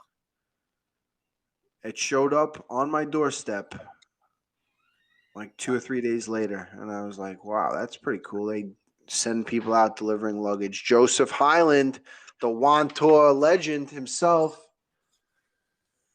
hates Kevin Lee. And I don't. This guy doesn't really have a name. What is that symbol? Is that the Omega symbol? It says LMAO. Kevin Lee comes to mind. Frankie Edgar does not train at Longo's gym. He trains with Mark Henry and their crew. I believe Nick Catone's gym in Toms River, New Jersey. Joe Highland, yes, Wantor. Have I been to South Carolina to train with Wonder Boy at his karate school? I haven't.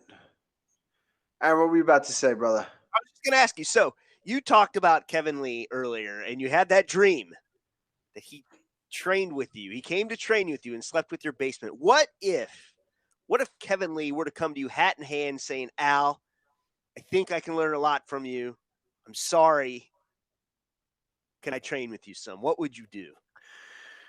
So I think I had this dream. It was kind of two situations put together. I was at my parents' house and I was like, Ma, you got to clean the basement. And then also I was thinking, and I was like, Kevin Lee, he's from Michigan. Yeah, Detroit. Right? He's from Detroit.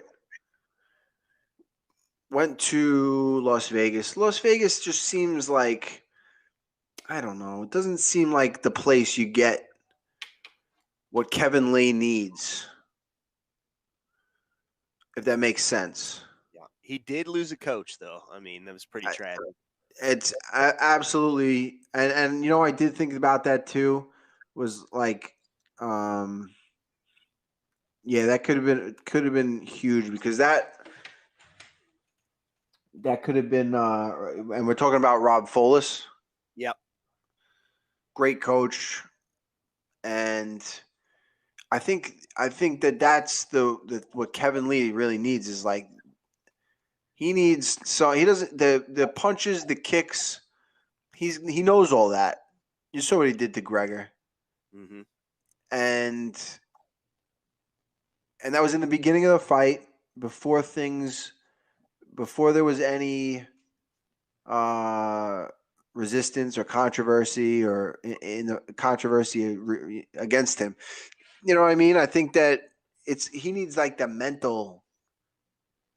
Somebody needs to sit him down and say, listen, don't bring up Kamaru Usman. Don't bring up Kamaru Usman. And they don't need to, maybe not even tell him that exactly. But they have to instill in his mind to where he realizes himself that he shouldn't be bringing up Kamaru Usman. that he needs to be put in a training situation where he realizes, and maybe he's in the gym and he's just killing everybody. I don't know, and he gets in the fight and he can't do it. But for him to perform the way he did after talking the way he talked against the guy that came in on 2 weeks' notice, it looked like Kevin Lee came in on 2 weeks' notice. He came in, dominated the first round, and then kind of just fell apart. And you would think that that was the guy that was taking the fight on short notice.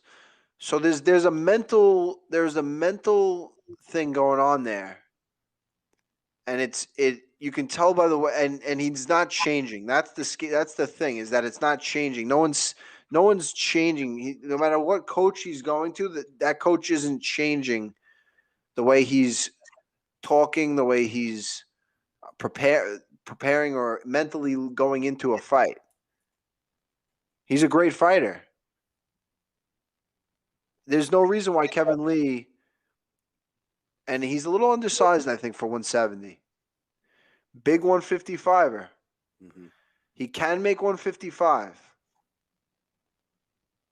So I think that the dedication has to be there. I think he's got to go down to 155. And I don't see there's no reason that he can't be a champion at 155. He was neck and neck with Tony Ferguson, got tired, staph infection, whatever it was, but it's a mental thing. Look, there's guys that have staph infections, they don't give a shit. It doesn't matter.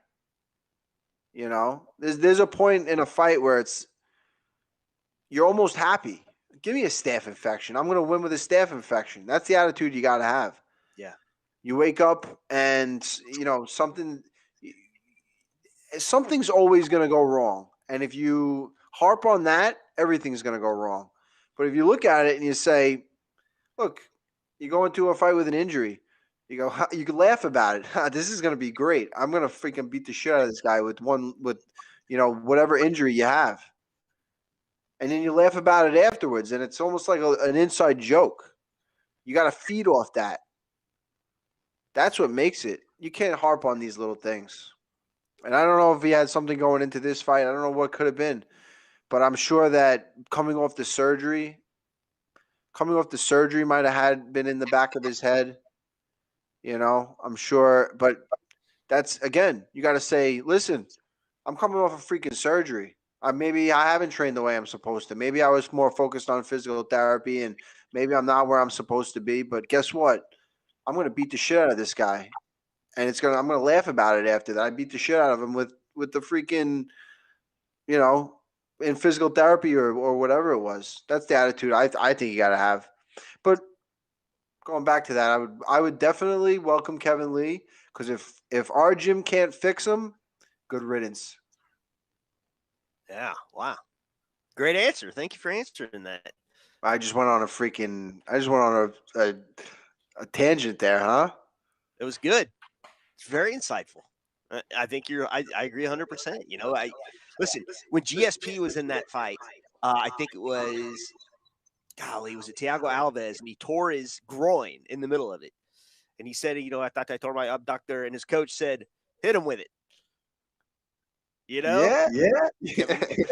Kevin It was see, the way he says it is a little weird. Yeah. But I get where he's coming from. It's like, yeah, dude, it doesn't matter. They're in the freaking trenches, man. This is freaking war. Hit him with it is right. That's it. Who gives a shit? You know what I mean? But yeah, I mean, GSP, one of the toughest guys. Prepared. He'll tell you he was freaking scared to go in there. But that's what drove him. That fear drove him. And maybe that's what it is. You know, maybe Kevin Lee just thinks that he's so good he doesn't fear his opponent at all. And then when he gets a little bit of resistance, he crumbles. This isn't supposed to go this way. I'm Kevin Lee. I'm so good. I'm supposed to dominate. A little bit of resistance, I don't want to be here. This is not how I thought about it. You got to visualize yourself in every situation. You got to visualize yourself winning quick. You got to visualize yourself having, an all-out war. And then you got to visualize yourself getting your ass kicked for a round or two and then coming back. Otherwise, it's not going to happen. You get it if you haven't been there in your mind. And if he's going into every fight, I'm the number 3 in the world. I'm the best. I'm top 5 already. Well, then why are you fighting the guy that's not? If you're top 5 already, then so it frustrates me because that's a guy that should be up there, but fuck him. Classic. Classic. Do we have any? Is anybody else on here that's in Happs that wants to hop on? All right. Who else? If anyone wants in on If anybody has anything, maybe we'll throw up the number. Oh, I can Somebody do that. wants to call in.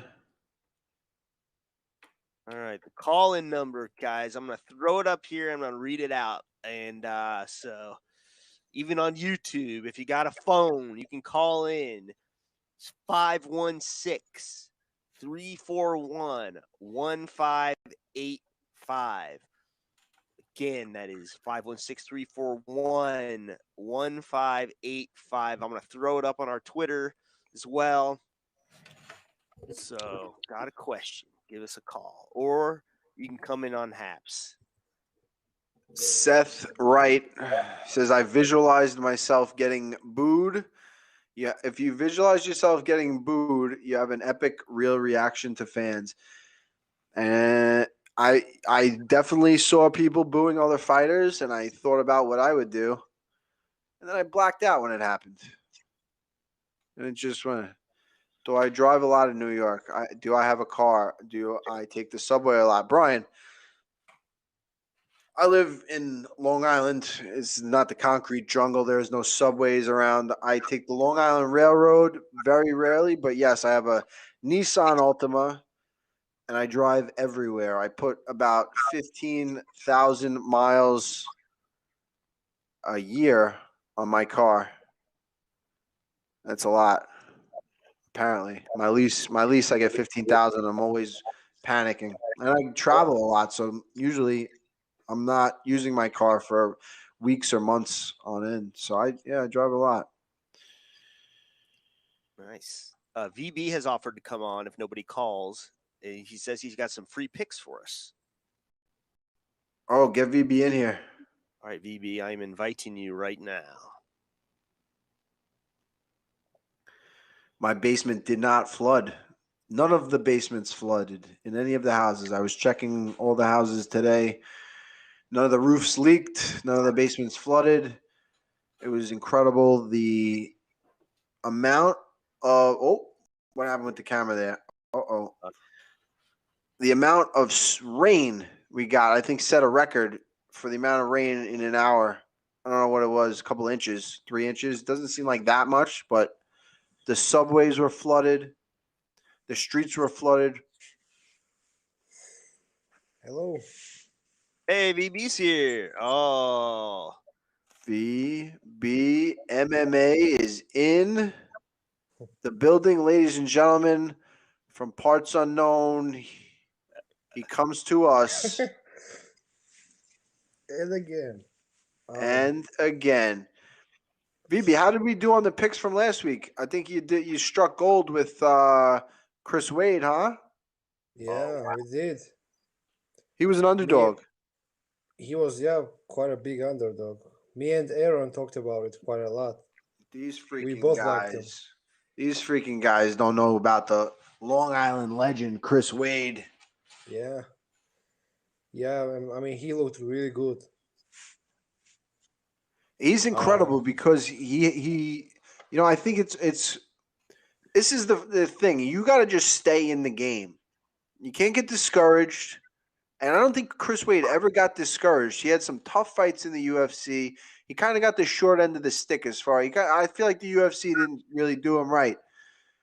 And I know there was some negotiating nonsense that happened with him, but he didn't let it bother him. Even in the PFL, he went to the PFL, got some weird decisions, things that could have gone either way. 155, and from what I'm hearing, they weren't gonna even bring him back on the 155 season. Drops to 145, does whatever he said, whatever I got to do. There's no excuses. He just keeps going and keeps training. The guy's now he's on top of the world. I see him on Instagram. He's got girlfriend that they're living the dream. They were out on the boat the other day. He's got Strong Island clothing brand that's killing it. I see it in the stores everywhere on Long Island. And now he's in the finals fighting for $1 million. Yeah. Yeah. And he's quite big dude. I mean, you kind of mocked me when I said it's around your size, but No, he's big. He's big. He's definitely big. He's a big 155er. yeah, that's what I said. I think he's maybe a little smaller than you, or around your size, or maybe bigger. I don't know. Oh, now he's switching up. Now he's switching up his. I just can't tell, but I think he's taller than you. What do we got to compare? What do you got to compare it to me? I'm just saying he's big 45er, and I think he was really good at 55 too. I watched him fight Islam. He won, I think, one round, and other two were close against Islam. He did really well. Islam was a little bit worried in the third round. Habib was yelling in his face, you gotta get this round or you will lose, That was against Wade, so Wade is a really good fighter. I always liked him. I said on the last week that he was just tougher, than Baba.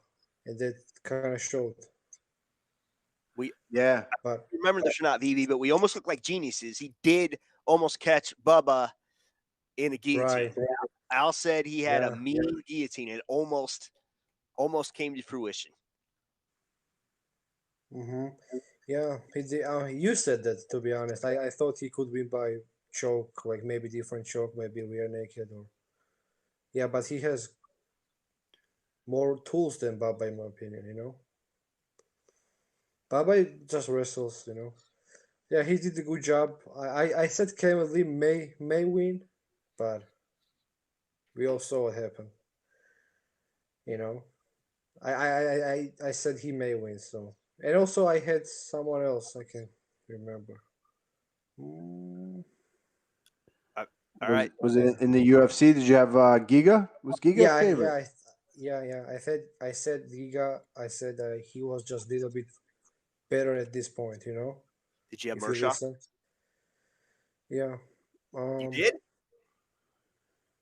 Huh? Did you have Gerald Mershaw to win? No. Oh, okay, I was gonna say. Did you have Daniel Rodriguez? That would have been the one. That would have been the moneymaker right there.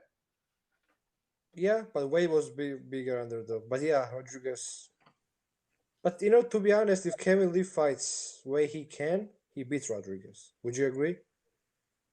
If who? If he fights the way he can, what do you mean? He fought the way he can. I don't think so. I think he didn't fight smart in the second round. Oh, of course not. But that's the problem. That's the problem. I think in all of his fights. You know what I mean? He's listen. I don't know when he fought Tony Ferguson, he was mounted on him. He finished the first round mounted, dead to rights. I know. Yeah. Interim championship. Kevin Lee, undefeated freaking guy would have been on top of Kevin Lee should be undefeated right now. The guy is just he faced you twice. How can he be undefeated? The guy's a freaking tank. Yeah. You put it, you know what I mean? It's mental. It's 100% mental. It's a mental war. The fighting game, they say, is 90% mental. And you agree with 90% mental? I think. To be, yeah, you know what? I mean, it's the kind of thing. You got to have like a natural. You have to be. You gotta. One at a certain level, it's 90% mental. Yes. Once you get in the UFC, I think it's in the UFC, it's 90% mental. Okay. 10% guys will win, on just sheer athleticism, genetics. Yeah. To get So to you are that saying point, that in UFC everybody's kind of skilled. That's why. yeah, at that point, everybody, everybody's. There's no one that's really blown out of the water as far as like strength, as far as technique. Obviously, there's guys that specialize in this or that, and those can. But it's especially. So you take a guy like Charles Oliveira. Charles Oliveira, I feel like, really turned the corner in that 90% mental because he had all the skills. He had all the skills coming up. Yeah. He could have. He was beating Felder. He had Felder in a deep choke, and it seemed like he just broke. A couple of other fights too. They're still in my mind, but it seems like he's turned that corner because he faced some adversity in that fight with Chandler, and right at the point where he usually starts to break, it seems like he turned it up. Now, if it would have went another minute or two, who knows? Maybe Chandler finds that point, but it didn't happen in that fight. And as far as I can tell, he's a way different fighter mentally because he would go out there, kind of go crazy for the submission. If he got it, he'd win quick. He'd win the bonus. He got the submission bonus. But if not, he would kind of just wilt, go away. Well, he had few fights where he got heated, but I think he's mentally tough, not weak, in my opinion, because he was 10-7 in UFC, and then he went to like 20-7 or something, so that's not easy to do, or 20-8 Oliveira. or something. Yeah, Oliveira is, I think he's mentally tough, not weak, if people say he's weak, I don't think so. Go fight 30 fights in UFC, right? See what happens. I think that he turned the corner though. I think there was a point where, and then he was missing weight. He seemed like he was not. He was all over the place. You know what I mean? Yeah. But I think he's definitely turned the corner. I don't know what it is. Yeah, he moved up. Yeah, he was a featherweight, right? Yeah, he was a featherweight. He was missing weight. Then he went up to 155. He went back down. He was back and forth. But it seems like he's found a home. Unlike Kevin Lee, it worked for him. Yeah. What's that? Unlike Kevin Lee, it worked for him. Yeah, well, maybe Kevin Lee might go down. I heard he might go down to lightweight and give Oliveira a rematch, maybe. Who do you think wins the main event? This weekend? Yeah. I have a question about that before we make our picks. I don't understand how Brunson is the dog here. And maybe it's strength of schedule, and maybe you can explain this to me, but Till has not fought in over a year.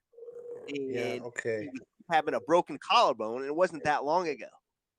Yeah, okay. So I agree with the line, to be honest. Okay, so let me start from the Whitaker, When he fought Whitaker, I had money on Whitaker, and in the end, I was worried it could go to Till's way, the decision. So it was really close with Whitaker. And Whitaker is up there with Adesanya, even though he lost, he's just stud, right?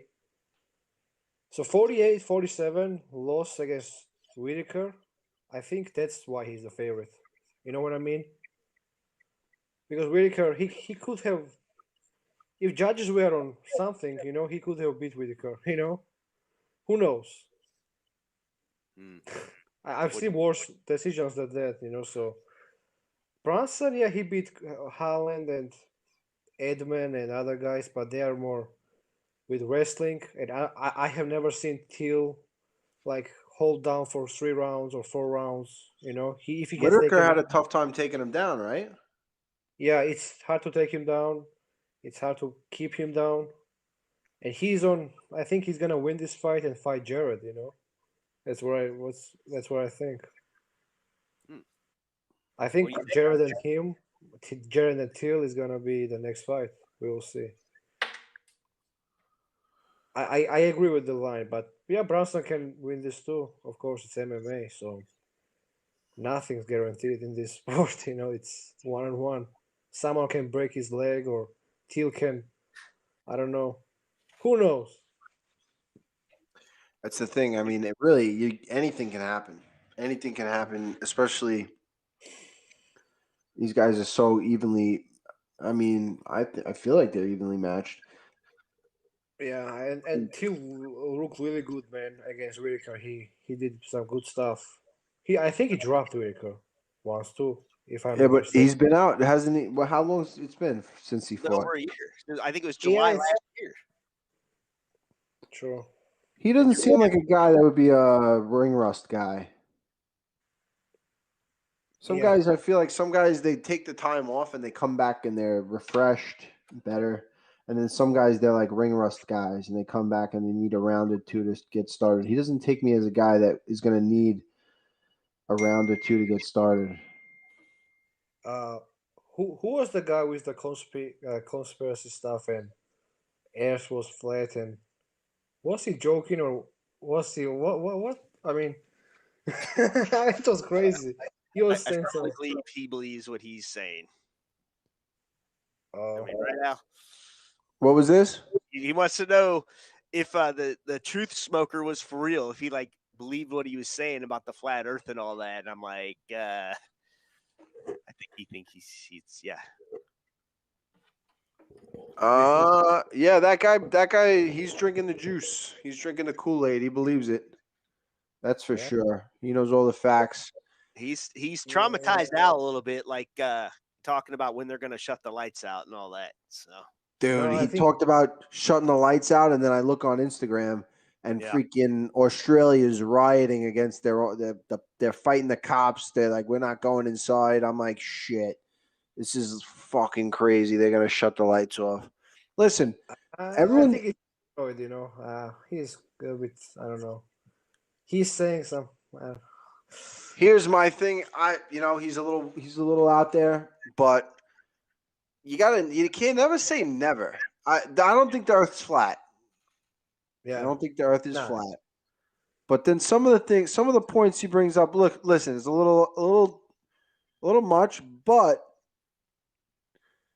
some Illuminati talk. There's definitely some shit going on. Yeah. Illuminati, yeah. Maybe. But I don't think Earth is flat, and he was saying how people control weather and that kind of stuff. I mean, he was really bad at geography, I guess, I mean, I don't think so.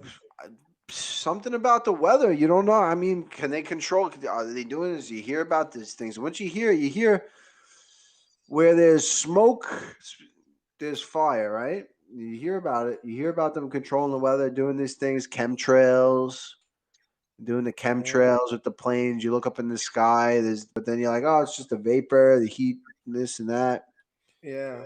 You and I were, Al, you and I were pre-gaming this podcast, and we were like, we got to ask him about it. I wonder if he thinks this is a man-made thing. I never got to ask him. I did not tee him up for that. He volunteered that information. Incredible. Yeah. I was like, do you want the conspiracy that I read a few days ago, which is crazy one? Okay. Huh? Sure. Yeah. What is it? So one article said that vaccine is made to spread the virus. Whoa.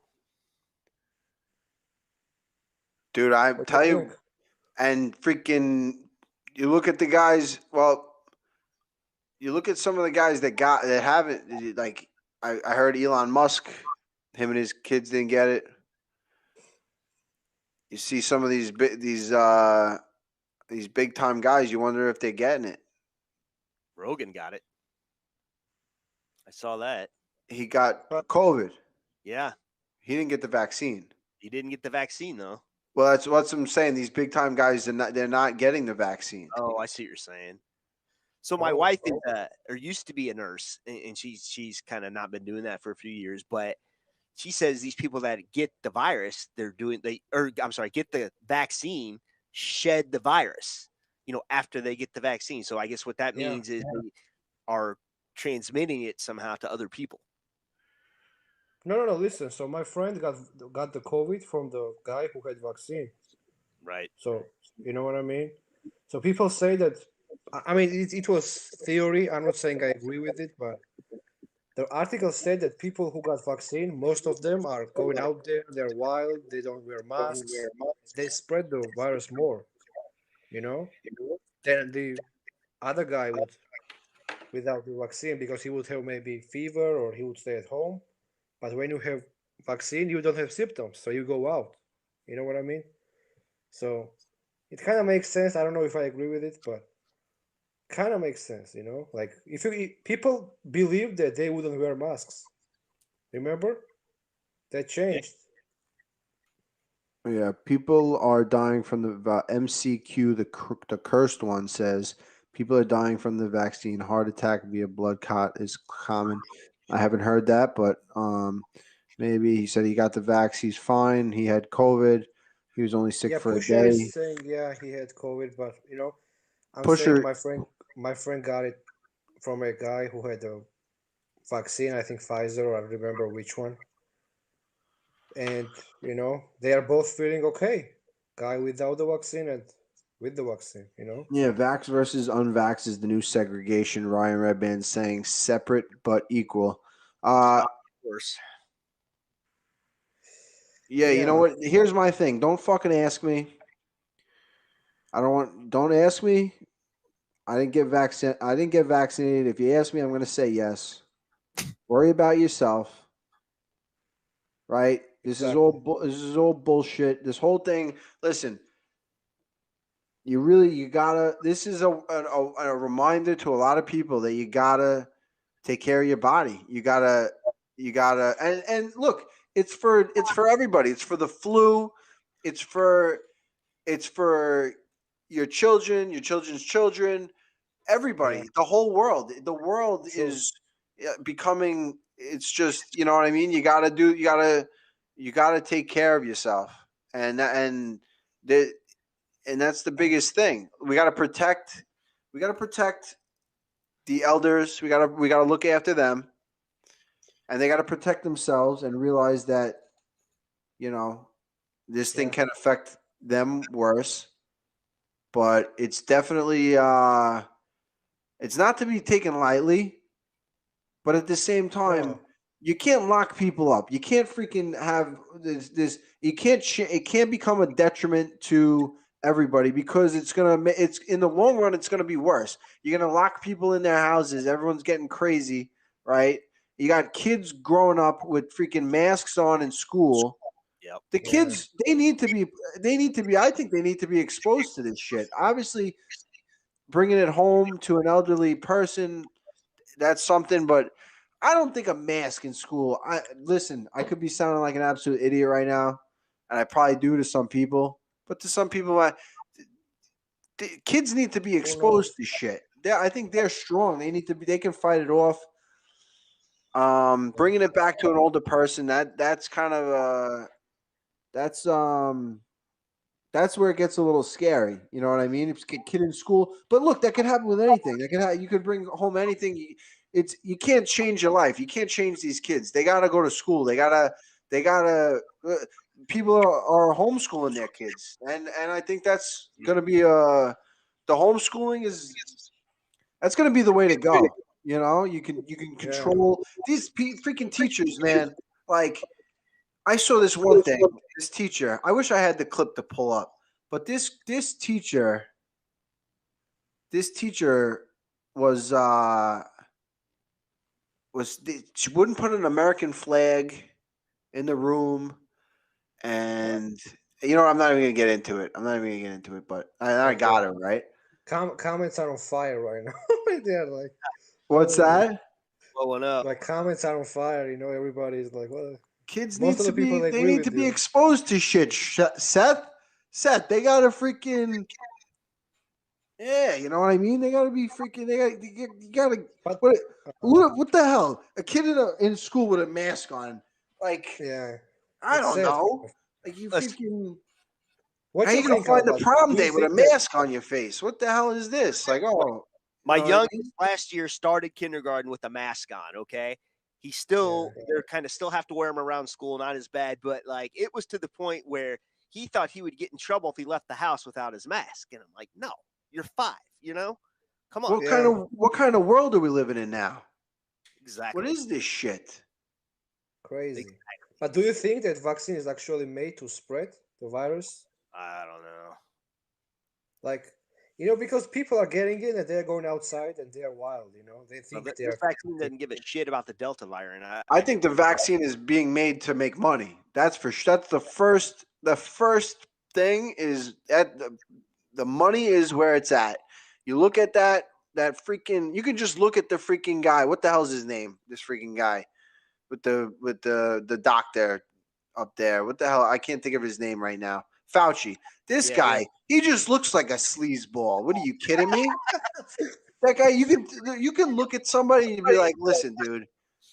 You know what I mean? This freaking guy, you're asleep. And then I think his wife, like they're all in cahoots. They're all backing each other. They're on opposite sides, but they're working together. It's like get out of here with that shit. It's all about money. You're not freaking. Then you see them. They're saying everyone needs to wear masks. You see them at a party with like 40 people. No one's wearing masks. You know what I mean? Now, Crazy. no one's famous is really dying from COVID. Someone mentioned before. Is that because? And people famous are dying of COVID, but it's not like the Illuminati type people. I would say, right? Like those people that are or up athletes. Like athletes are, not dying. And I there. Well, haven't had flu in 3 years. I think. well, Like the regular thing flu. with that is, I think the athletes aren't dying because they're in sick shape, and you're not they're not Yeah. you're not phasing a little. You know what I mean? To them, it's almost laughable. They get sick for a day and they're good. It's the people that are at risk. It's the people that are elderly. The people that can't fight it off. Those are the people we got to protect. Like we got to do this as a freaking together. Everyone's got to get in shape. Everyone's got to do the right thing. You know what I mean? You gotta. It's a big wake up call for the world. I think. Yeah, I think vaccine is, it's your choice. I may get it one day. I don't know, but it's not because I wanna. I don't know. It's not like I shouldn't be forced. You can't go to restaurant or you can't like, that's crazy. Like, is it like, I don't know, Hitler around or what? What's going on? McHugh, the cursed one, says, I was on a label in New York with Illuminati types. They told me some shit I'll never forget. Oh, man. Call in, MCQ, the cursed one. Call in. We want to hear about it. You're going to need it to travel. Here's my thing with the travel, right? Pusher Man, he's saying you're going to need the vaccine to travel. Ugh. Or PCR test. Or I'm going to have to find a doctor. Now, yeah, that. You know what I mean? That's what's next. For me? No, he's talking about you. Are you from, like, originally, I'm not saying, like, are you from Italy or not? Like, no, I mean, I'm my father, my last name is Italian. It would be traced back to like my great grandfather. Have you been in Italy? I have never been to Italy. I've always wanted to go. You should. I know. I've heard there are a bunch of Iaquintas in Calabria, and it seems just absolutely gorgeous. Yeah, it's great. I was in Rome last year when COVID started. Wow. And I barely left it. You know how it went? It was really low in cases, and I was about to leave, and 2 days later, whole city and whole country shut down. I was lucky to leave, or I would be stuck there for months, I was lucky to live before it went real bad. So, but they were not wearing any masks back then. I wasn't wearing mask at street or anywhere, I almost and slipped. it shut down. I was almost pretty scared, but almost asked. you know what happened in Italy? There was some. I don't know what's going on now, but a few months ago, one restaurant was asking only people with vaccine, and virus spread there like fire.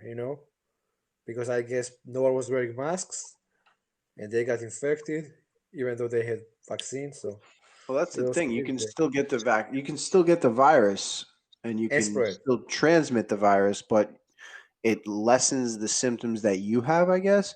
So it's at the end of the day, if you have the vaccine, what do you You're care? protecting yourself, no one else. Maybe if you wanna think about globally, you know, maybe you're gonna like, maybe you are not gonna take like place at hospital if it's overloaded. You know what I mean? That's um kind of thing. If you are vaccinated, you're gonna get it mildly, so you won't take place in hospital in case it's full. Yeah, I But don't know. I think I may get it. I'm not against, but it's not like I should be forced. Yeah, no, they shouldn't force anybody to do anything. Not in the USA, at least. That's. Yeah. I mean, I don't know about anywhere else, but that's my thing. How about the Taliban? Is the Taliban getting freaking COVID vaccine? Yeah, for sure. You think They so? are. No, I mean, come on, they don't care. Yeah, there's freaking. I wonder if there's what's going on over there. It's a bunch of craziness. You don't hear about the COVID and you don't hear about the COVID in places where absolute lunacy, where crazy shit's going on. You only hear about Yeah, it where things calm, things are cool. yeah. I Um, mean, there's I something to don't know that what's for going on. sure. What do you think about COVID itself? Like, do you think it's like artificial or? Ah, man, it's above my pay grade. Yeah. Um, freaking Wuhan, man. Those freaking guys in Wuhan, they fucked us all. I don't know. Yeah. There's definitely something going on. It's definitely, Yeah. remember To when they be thought it was honest, a person that ate a bat? Maybe it's just a guy that ate a bat. could be. Who Some- knows? No one knows if some- it is or if it is not. But if it's artificial, and if I know for sure it's artificial, yeah, I will not take vaccine. You know, You would not. if I know if I knew for sure that COVID was artificial, I would not. Yeah, because first they are killing me, and they are now giving me medicine. It's who knows. I don't know.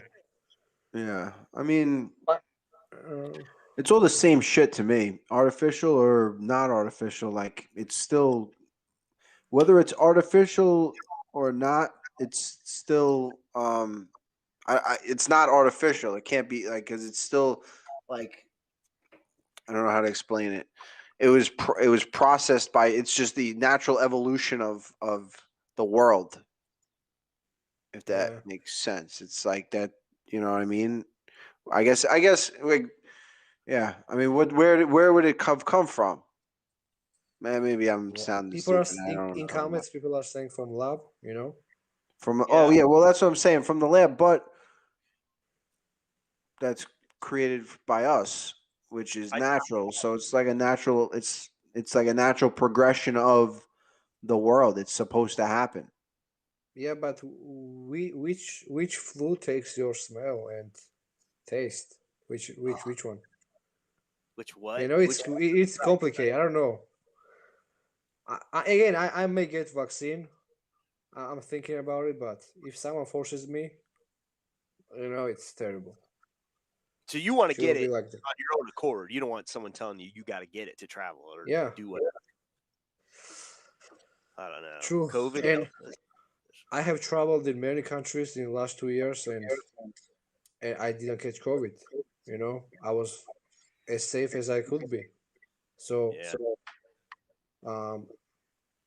Yeah. like guy like me who tries to be safe and doesn't go to parties anymore and crowds. I think he's better than a guy who gets vaccine and goes outside and parties all day. Gene J is laughing at me. Who? Oh. Gene J is laughing at me with a picture of Kevin Lee's tattoo as the profile picture. Ha! Where is this person? How do I freaking bring them in? I'm inviting you. Gene J, you've been invited. You got it? I'm inviting. I just click. I think. Right? I just click it. Gene J, get the freak in here. They were doing research on coronavirus in that lab. You got an Do email. you see that Gene J's comment? They were doing research that they On won. the coronavirus in the lab. The theory is that the gain of function research amped this virus to spread quicker indoors to help. Oh, well, my head hurts at this point to read all that. So if you want to come on, Gene J, you've been invited. You say you got an email. What the heck? What the freak? Al, what about the COVID passports, New York City? What Has the hell that does it affected even your mean? life? Well, I COVID haven't. The New York City. I live on Long Island. We don't have the passports yet, thankfully. In the city, I heard that it's you got to have these passports, and then I think September 13th, it really kicks in where you can't go into any restaurant. They'll fine you the restaurant if they find people without the passports. So you got to have that vaccine. Gene J, where the heck are you? You're on your phone. Can I call? Yeah, I'll give you the number again. It's 516-341-1585. Can we throw it up on the screen? What's COVID passport? The vaccine? Right now. Yeah, the vaccine passport tells them that you have the vaccine. Yeah, So which we'll is get a call. Yeah, I don't know. I Gene wish J. this never started at all. Gene J, I'm inviting you over and over again. You can just click in. You got to be able to figure it out at this point. We got to be able to bring these people in very easily. I put the number up again too. Oh, I wanted to give you one idea which you may not like, and don't get agree. Okay, don't get agree with me. I mean, I'm just offering.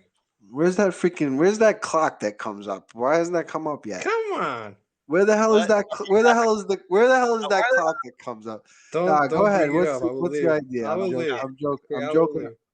I don't know. Honestly, I don't know what the hell that thing is. I don't know where it comes from, but go ahead. I hope it doesn't come up because I want to hear this now. Okay, I mean, listen. Would you entertain the idea that you may come out with Italian flag? Nah. No. Nah. Few fighters did it. What do you? Yeah. If I was from Italy, though, I'm born and raised in the United States. I've never been to Italy. I'm an American as far as I'm concerned. You know what I mean? I'm kind of like a descendant of an Italian American, but I mean, I think you have fans from there. I'm just saying, No, I absolutely, and I appreciate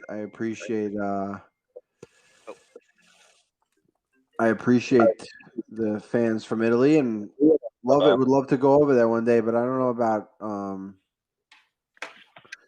about coming out with the flag. It's not, you know what I mean? Maybe U.S. flag again.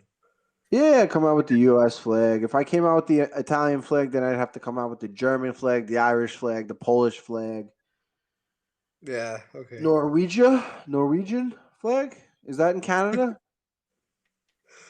Oh, are you Viking or? What's in Canada? Is it Norwegia? No. It's getting late, guys. I've had 2 training sessions today. I swam like 1,000 yards. We want the caller to try back next week then?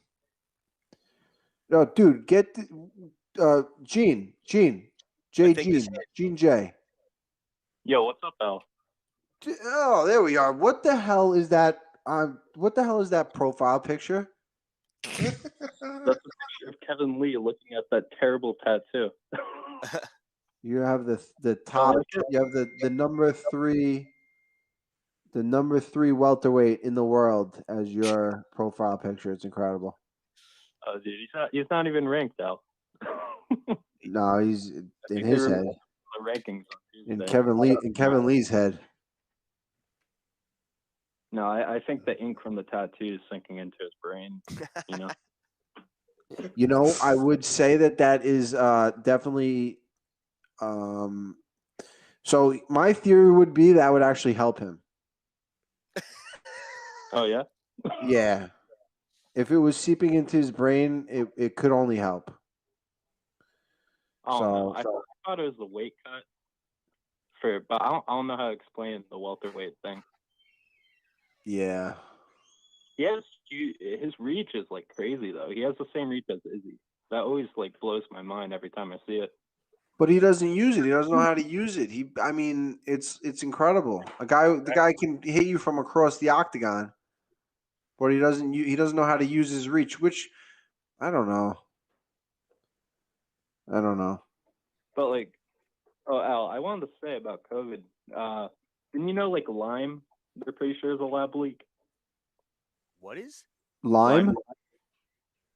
Yeah. Like Lyme disease? Yeah, they think they're doing they had like an animal disease research lab on Plum Island. Plum Island out on Long Island. Coast of Long Island. Yeah, right over there. And they think they're doing it on ticks.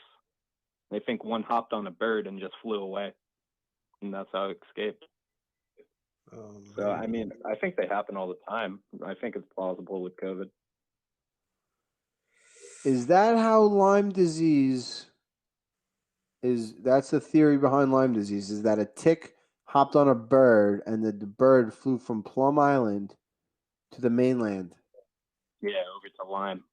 Wow, that's incredible. For the people that know, Plum Island is a little island at the end of Long Island. Right now, I think it's deserted, or supposedly, but no one can get within a certain amount of, a certain radius from Plum Island. I don't know what happens if you do, right?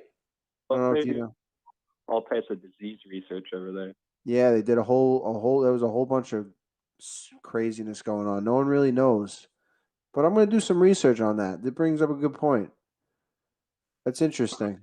Well, they're saying the government doesn't fund any like Lyme research really, and they think that's why. But I'm not a subject matter. Well, I'm not expert on that shit. Huh. That's interesting. I'm glad you called in. That's I gotta look into that. The Lyme disease. Wow. Yeah, you never really think about it. It's just there. This disease is there. When I was a kid, is like when it was pretty prevalent, like everyone was afraid to go outside and get bitten by a tick. Yeah, Jim Miller had Lyme disease pretty bad. Yeah, he was battling it for years, right? Yeah, and he didn't even know it. Does it go completely away when you're healed? I don't know if I believe it doesn't. I believe it's controllable and manageable. And I could be wrong, but I for some reason I feel like way worse than nothing. A tick. McHugh, the cursed one, a tick. It's like a little bug. It's like a little bug, a tick. Yeah. Is he for real? He was fighting? Wow. And according to Frankie Edgar, Brian Redband is saying his wife has Lyme disease. Huh. I think it's worse if you don't know.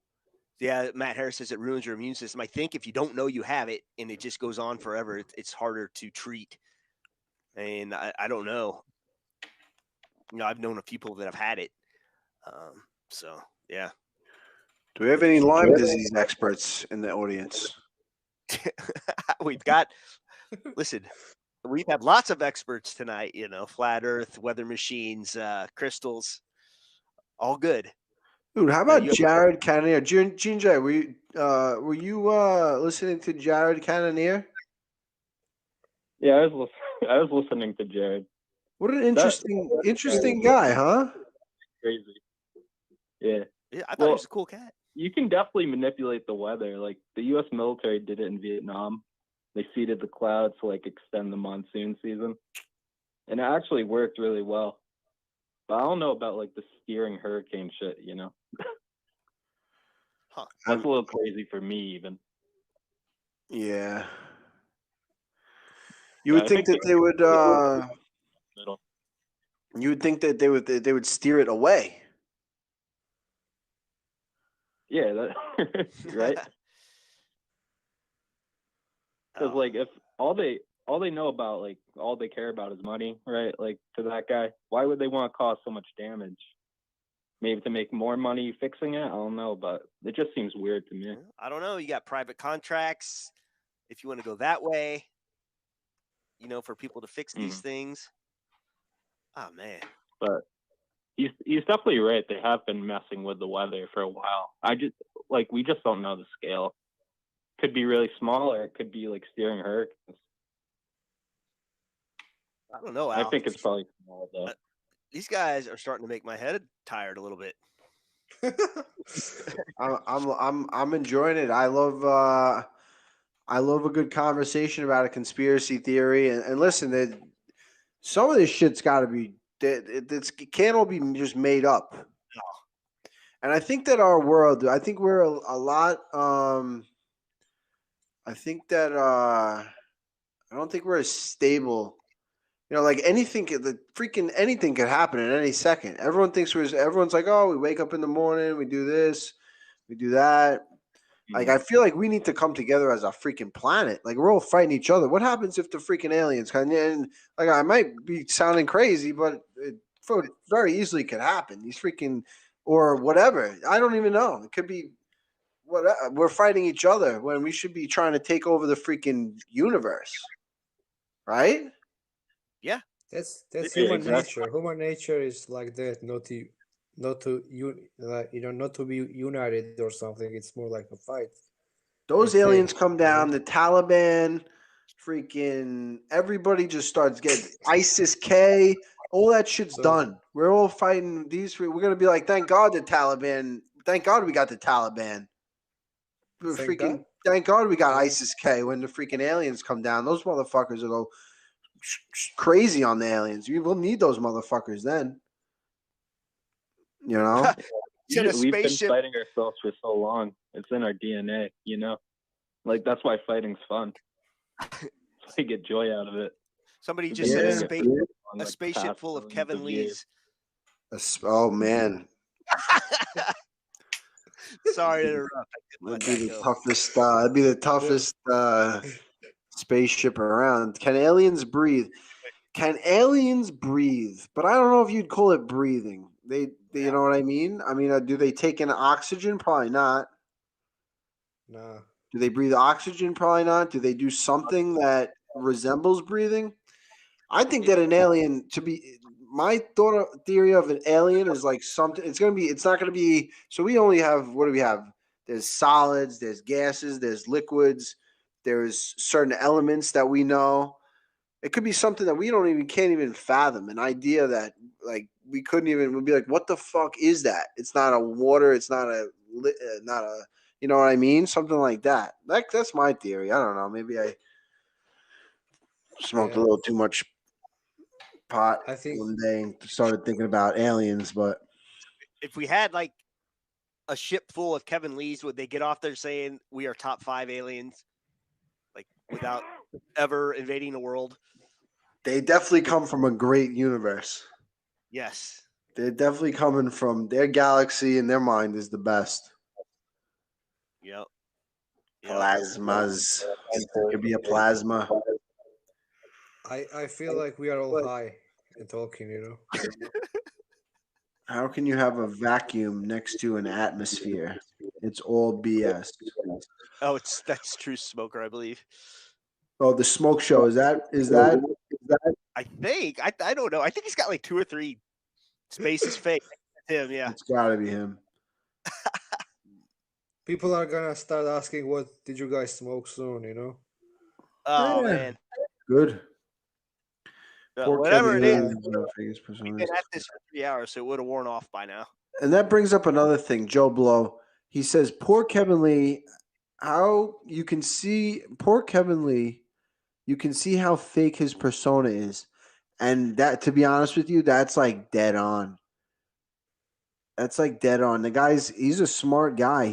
I think he went to school for biology. He's got a degree in biology or something. Like when I fight up a guy, I try to figure out everything about him. And I know, you know what I mean? I knew that I don't know, he's a little lost. I don't know if that has anything a comment by Karst. What was that? Karst's comment is so funny, you know. What was it? We eat eels over here.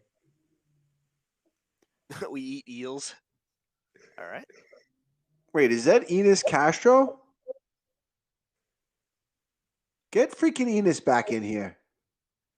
No, Enus. that's not someone different. This is MCQ, the cursed one. No, but Enus is still in here. He goes, eels are basically aliens. Nobody has observed them mating. Oh, there it is. Okay, I'll invite him back in. And they have several stages of metamorphosis. Can live underwater and above land. Enus, what are you still doing here, bro? I thought that this app sucked and that I was a boring host and that I was an average host and that I was an average fighter. Can we just hash this out, bro? Can you come back on and talk about this? You hurt my feelings. Maybe you don't think average UFC fighters have feelings, but we do. So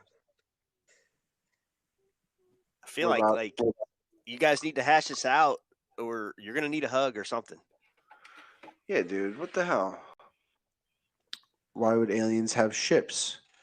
They should have wormholes. That's a good question. That's a good thing. The mode of transportation might not be a ship. It could be, in fact, if they were as smart and as advanced as everyone says, it would be a wormhole. Good point. I have a conspiracy, and I think it's maybe not aliens, but what's going on, you know, like in ocean, like very deep.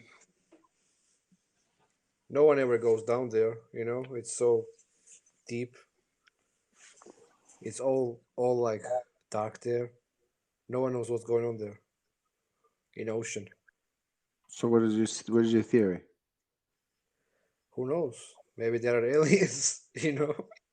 Well, I'd say there's definitely something down there that we don't know about. I'd say the depths of the ocean are, you know, they got the fish that look all weird and everything. You know what I mean? Yeah, they find something really crazy like almost every few months. That's where they hide the weather machines. Down below. Yeah. What is this weather machine? Is this like something that controls the weather? I think that's what they were talking about, like steering the hurricanes and all that. Yeah, that's what Jared was talking about, the HARPA machine or whatever. Yeah. In Alaska. That's like they have some theory that like a part of Alaska was blocked out on Google Maps. So they're like, oh, that's where the weather machine is. Yeah. It's just like a big black line. It's a large area in Alaska. Kind of weird, but somebody else is saying Dubai uses it right now. And I think you said that too, VB, right? No, maybe not. Yep. I might be confused. Some of these. And which country, you know, controls weather? Yeah, US? I don't know. Well, that would be a new form of warfare. We just freaking imagine the hurricanes. We just send them all. But that's the thing. Here's, you know what I mean? The hurricanes, there's a reason for their path and their trajectory, right? It has to do with weather systems, and it all is accounted for. They can predict these things, these storms. So I don't know how this. They can predict them, but how can you really like control weather? If US really controls weather, I think, you know, they could destroy some cities. Truth Smoker got me all fucked up. Now I'm thinking about the freaking weatherman's in on it. This fucking guy. Your Yeah. sleep is important right now, Al. You're in training. You can't let this stuff keep you up nights. Was there global warming during the Ice Age? I don't know. The global warming, I think it's global warming. I think is a bad term for the word that I can't think of right now. True Smoker would say there was no Ice Age, you know? Oh, that's a At good all. question for next week. Let's see. He might be commenting here. Oh Lord. So I won't be able to throw this up on there. It says cunts can predict global warming, but can't get my local weather correct. All right. It won't let me present that as a comment. Hollow Earth. What's Hollow Earth? I would say that Hollow Earth is also dumb AF. I mean that the inside is probably little people in the inside of the Earth doing something. Oh, those people think like the Earth is hollow and they're UFOs inside, and they fly out through Antarctica. They're like really wacky, like crazier than flat earthers. Al, I have learned more shit in these last few weeks than I ever thought possible. Well, that's why I think this is a good thing. This is a good thing. There's a lot of intelligent people out there in the world that may not have the right platform, and entertainment factor in Truth Smoker is incredible. Brings up some fabulous points to speak on. There's a little bit of truth to just to some of the things he says, and I don't know. I don't think he's totally off the rails. I said it. I'm with you. One guy is asking if there is a life on other planets. Life, like I think humans. Like other. There's got to be something out there. I mean, if there is an outer space, Truth Smoker says space is fake. No. Yeah. Star Trek better not. Fake.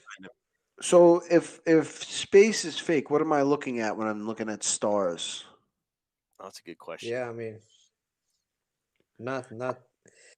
It's not fake, but it's we have no idea what's really going on there. It's beyond the comprehension of a human brain at this point. We can't even like infinity. I can't grasp my head around. You ever get that when you think about if you like really get in a zone and you think about like you get I almost like my brain trips out a little bit. I get like a weird thing, like I get freaked out. Like it's like drifting off, like in a trance almost. If you get too deep into it. Yeah, does that happen to anybody else? Me too, baby. Yeah. I think about like there's no end and it just keeps going, and then you think like how small you are and you fucking freak out. It's like what the hell is going on in my brain? You really we're small and freaking really doesn't matter at the end of the day. Any of it really doesn't matter. I think we're just gonna have to get off this planet because eventually this planet's gonna destruct in some way, some form, whether it be the sun, whether it be aliens, whether it be whatever. We're gonna have to figure this shit out. We gotta come together. We gotta call up the Taliban and say, "Listen, guys." And where can we move? In Mars? Or we're gonna have to figure it out. Al, I just saw some breaking news from ESPN. Good friend of the podcast, Mike Chiesa, is finalizing a welterweight matchup with Sean Brady in November. Wow. Like it. That's an interesting fight for Mike Chiesa. I don't like it. I don't like it for Mike. I mean, I think it's a great fight for him. I think it's he's a veteran in the UFC, and he's definitely probably grappling wise. I thought he was gonna. So strong. What is his rank, Brady? Oh look. man. Well, I guess 14, I think. coming off a loss, I guess. Sean Brady? No, he's undefeated. No, Chiesa. Yeah. Yeah, come Yeah, on. Chiesa, yeah, he just lost. Brady's 14. Yeah, look at me. I just know everything. Yep. Look at you. You're freaking. That's why you're VB. You're the very best. All the picks, all the everything. Thanks, man. You are the best, man. We'll get Enus Okay. Castro in here. See if you're freaking average. I bet he'd say you're freaking average. I tried inviting him again. He doesn't. I invited him too. I think he's gone. That freaking guy. He heard that I wanted to come back and apologize, and he was like, whatever. People are saying they like Chiesa's chances, you know? Pusher, man, what are you talking about? Chiesa is washed, unfortunately. The guy was on a No. 3-4 fight winning streak. He almost had that choke in. He went crazy for the choke, gave up position. He made a simple mistake. If that's washed, then Jesus Christ, we're all washed. Yeah. This is a guy talking shit about me. He says I look like Matt Serra if he hit the bong instead of BJJ. What the hell? Oh, trust me, Matt. Then you look like Matt Serra. Well, not instead of BJJ. Hit the bong with the BJJ. Yeah, there You you go. usually get a little erection for undefeated fighters, but I think Sean Brady's will have to go. All right, it's never gotten any type of erection for undefeated fighters, but Mr. Redband, more power to you. Whatever gets you going. Chiesa was on a 3-fight win streak. Oh shit. I don't know, man. I think Brady takes the W. Yeah, I mean, dude, I think Brady's kind of this will be the test for him. I think this will be the test. He looks like a big, strong, and focused fighter. He's down in Philadelphia. Those guys are tough. Those guys are definitely tough. They don't get much tougher than Mike Chiesa though. Mike Chiesa is freaking tough, and he's skilled. His grappling is really top tier in that division. So I think we're gonna see a lot of scrambles and stuff like that, you know, in that fight. In Brady and Chiesa. Scrambling, you know, takedowns. I wonder if that's your. It says November. I wonder if it's your card though. I'm looking. Oh wow. Oh, it's a I fight. listened to you at Ariel's, and you said, and you told me before you went there, you never signed, right? Yeah, no, still haven't. I'm still waiting on a call from Sean Shelby. Said he would be calling me tonight. Wouldn't that be great if he called while I was in the air? But yeah, I hope it goes well. I hope it goes well for you. Me too. Thank you. I hope we can make this. Go fund him a new keyboard, Goonbag. What do you mean? Me a new keyboard? I think this guy has it out for me. What do you need a new keyboard for? I don't know. Maybe he was talking about you shutting the laptop again. Who knows?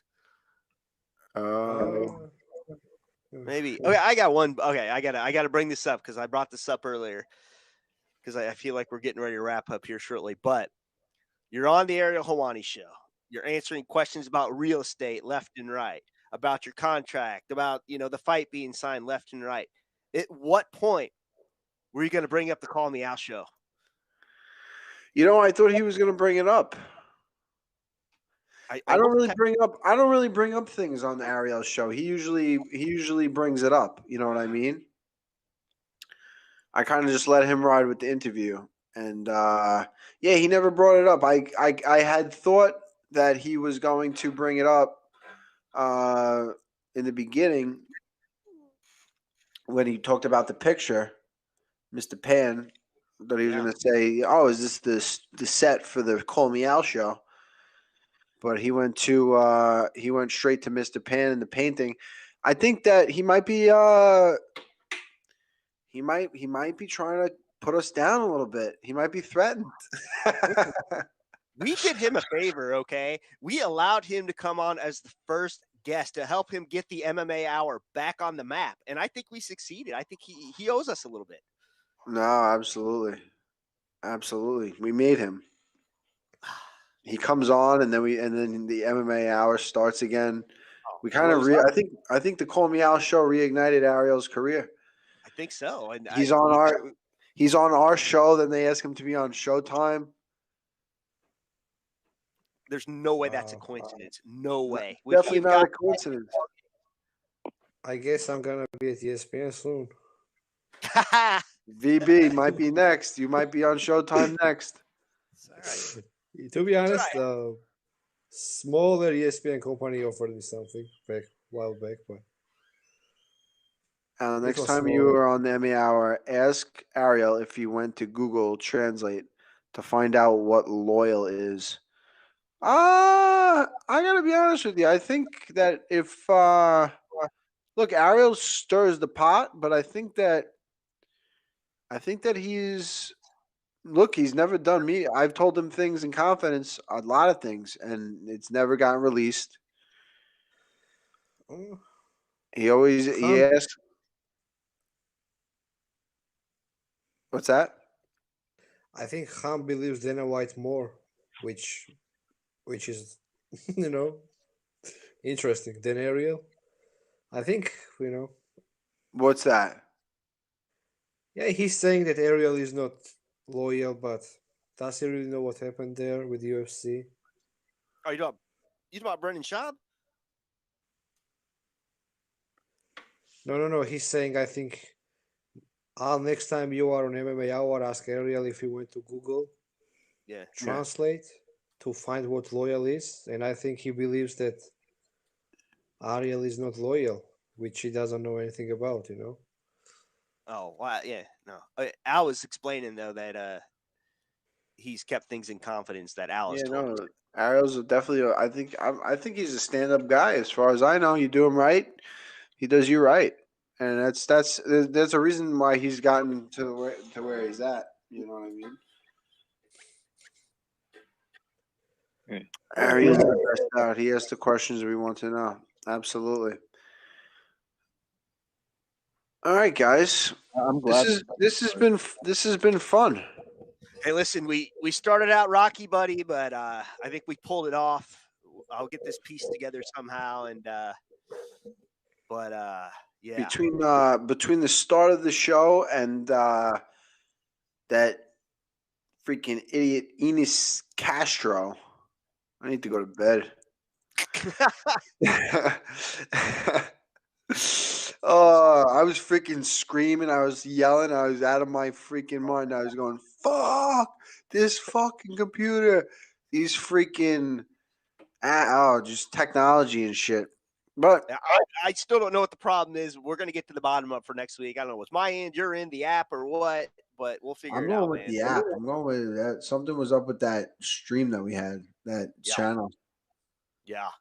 So I will get with the people this week. We're going to figure it out. If we got to go somewhere else, we go somewhere else. But the Call Me Out show, we'll you no matter what, every Thursday. I think we're loyal guys. We'll stick with Happs, but they got to this can't happen. This can't happen. Well, I think what I can do is arrange for someone to be honest, at least to get us started, to make sure we're streaming okay. So I don't know. Everyone's saying good night. Al. Yeah. Good night, all. I hope everyone takes their CBD, their whatever that fucking shit is, begins with an M, helps you sleep. Whatever. I'm tired. Melatonin, baby. Melatonin. Yeah. There we go. All right. You ready to close the show? Close it up. It's been fun, everybody. All right. Talk to you guys later. Thank you. Right. Boom, boom, and let's go. Thanks for listening to Call Me Al with Ally. Remember to subscribe to the podcast wherever you like to listen. I can call you Betty, and Betty you can call me out. call me Al.